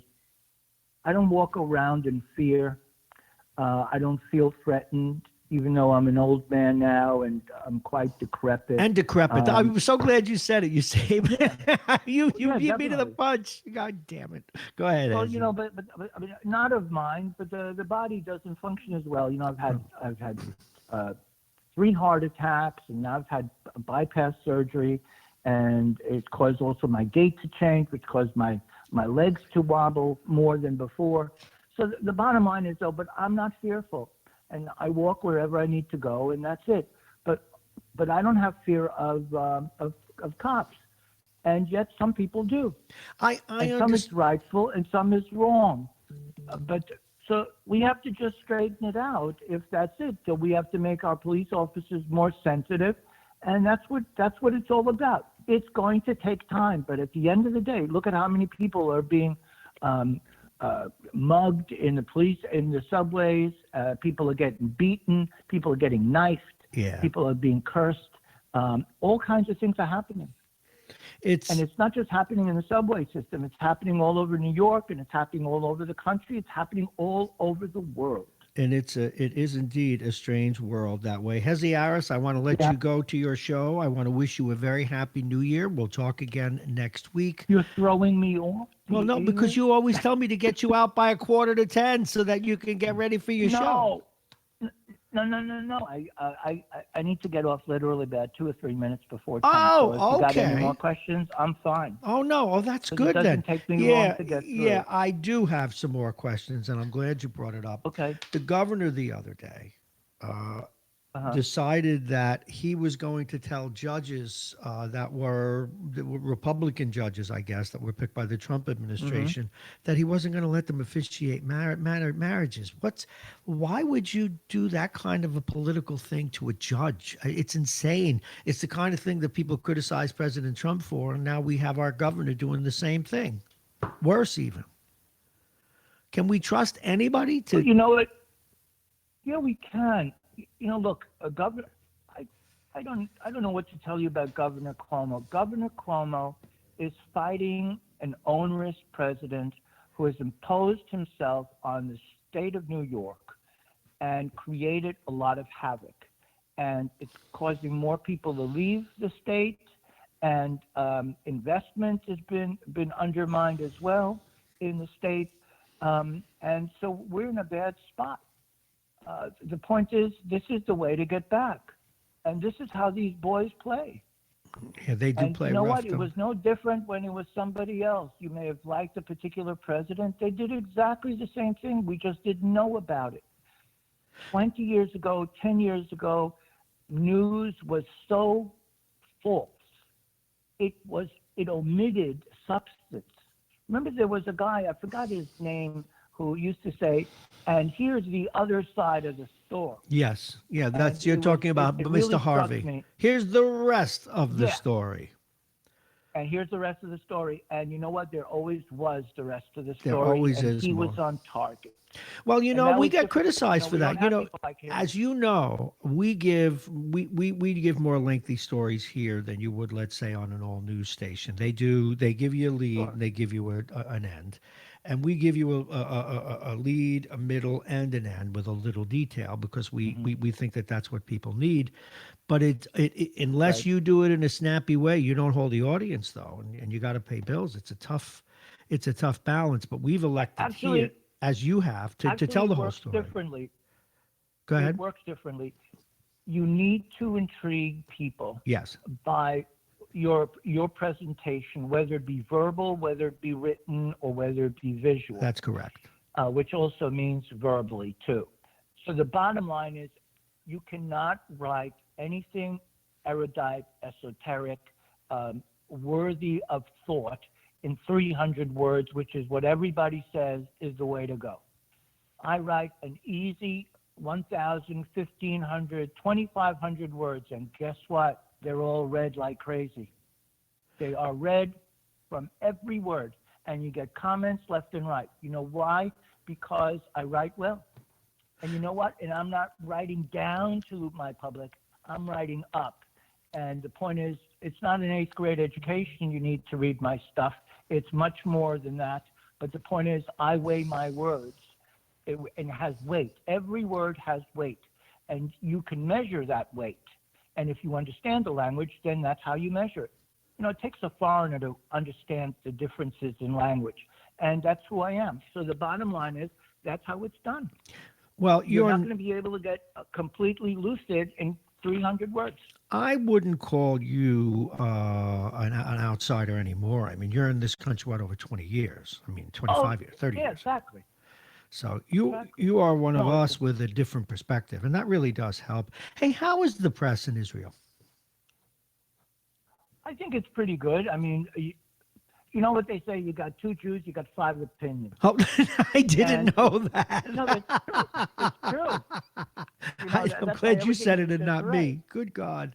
Yeah, but, I was circumcised. I have a right to that. Well, yeah, So, good. I get that. So the bottom line is that's how it works. And that's not necessarily a bad thing. That is really part of the rabbinic teaching. The idea is to learn different perspectives. However, when it comes to the political platform, it can be very difficult. However, again, as you saw in the case of Netanyahu, they thought that he was going to be trounced and he would lose his way. Well, it was raining all day, a very unusual circumstance in Israel, which raining for 24 hours, but it did. And he got 72 or 78% of the vote back. I think 72% of the vote backed him. And so he just trounced the other guy completely. So what it means is that people beforehand were quibbling all the time. And I guess now it's coalescing because I guess people don't want to pay the bill. It costs millions of dollars to run another election. We're going to have a 3rd election in Israel in 1 year. Well, yeah, but at least your native country, at least Israel, is trying to get it right. I mean, Netanyahu is probably, from what I've read, it looks like he's guilty of the things they're charging him. But you're approaching it. Your old country is approaching. But you know what? There's corruption wherever you look. Yep. And I'm not going to say there is no corruption when it comes to Netanyahu. I don't know all of the things that he's said to have done, but wherever I look, there's corruption. Whether it be in France, whether it be in Spain, Belgium, in South America, wherever you look, Asia, the United States, Canada. I mean, you would never think, for example, that the President Trudeau would move the system for a company called Lavalin so that they wouldn't lose jobs and that he could continue doing what he was doing. So he undermined the whole process. The point is that everything is in degrees, and you have to also appreciate that politics and governments have to do what's best for their particular place. Well, yes, especially when you get outside the borders. Things are. Right, especially when you get outside the borders. Even in the United States, you may not agree with the president, but a lot of people do. Yes. The big issue is, will he be voted out of office, or will he stay in office, or will he drop out of office? What do you think? Probably the three options. What do you think? I think he's going to stay, and I don't think he's going to leave. And I think that the economy, even though it's a pretty much false, but the numbers right now point that he will do very well. Well, wasn't it Bill Clinton? The NASDAQ went through the roof. Wasn't it Bill Clinton who said it's the economy, stupid? And I guess Exactly. It is. But now, do you think he'll get reelected? Was it Clinton or was that Bush? I don't remember. No, it was Clinton, I believe. matter. But whomever. Okay. Do you think that he will be reelected, or do you think it's going to be close? Or do you think the Democrats will win?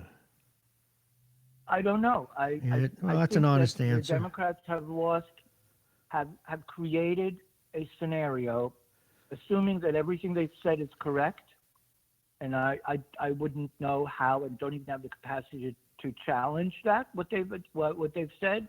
It seems that everything is on the level there, but the question is, are enough people believing that?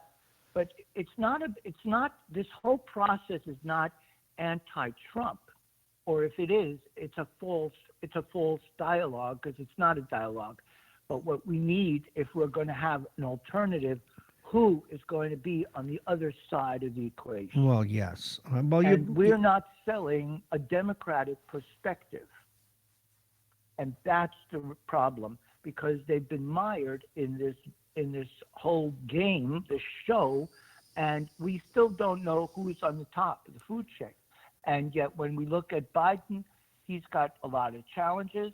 He may not have done anything wrong, but he should have demanded his son not be involved in Ukraine, and so on and so forth. Hey, has he? If I may interrupt you, we got a breaking story Sure. that'll make people relax a little bit. This just came over one of the wires. CNN Sure. is reporting the ESPN reporter Edward Ashkoff, who died reportedly from pneumonia. Yes, he did, but it turns out that he had an underlying disease called HLH. I'm going to try and pronounce it.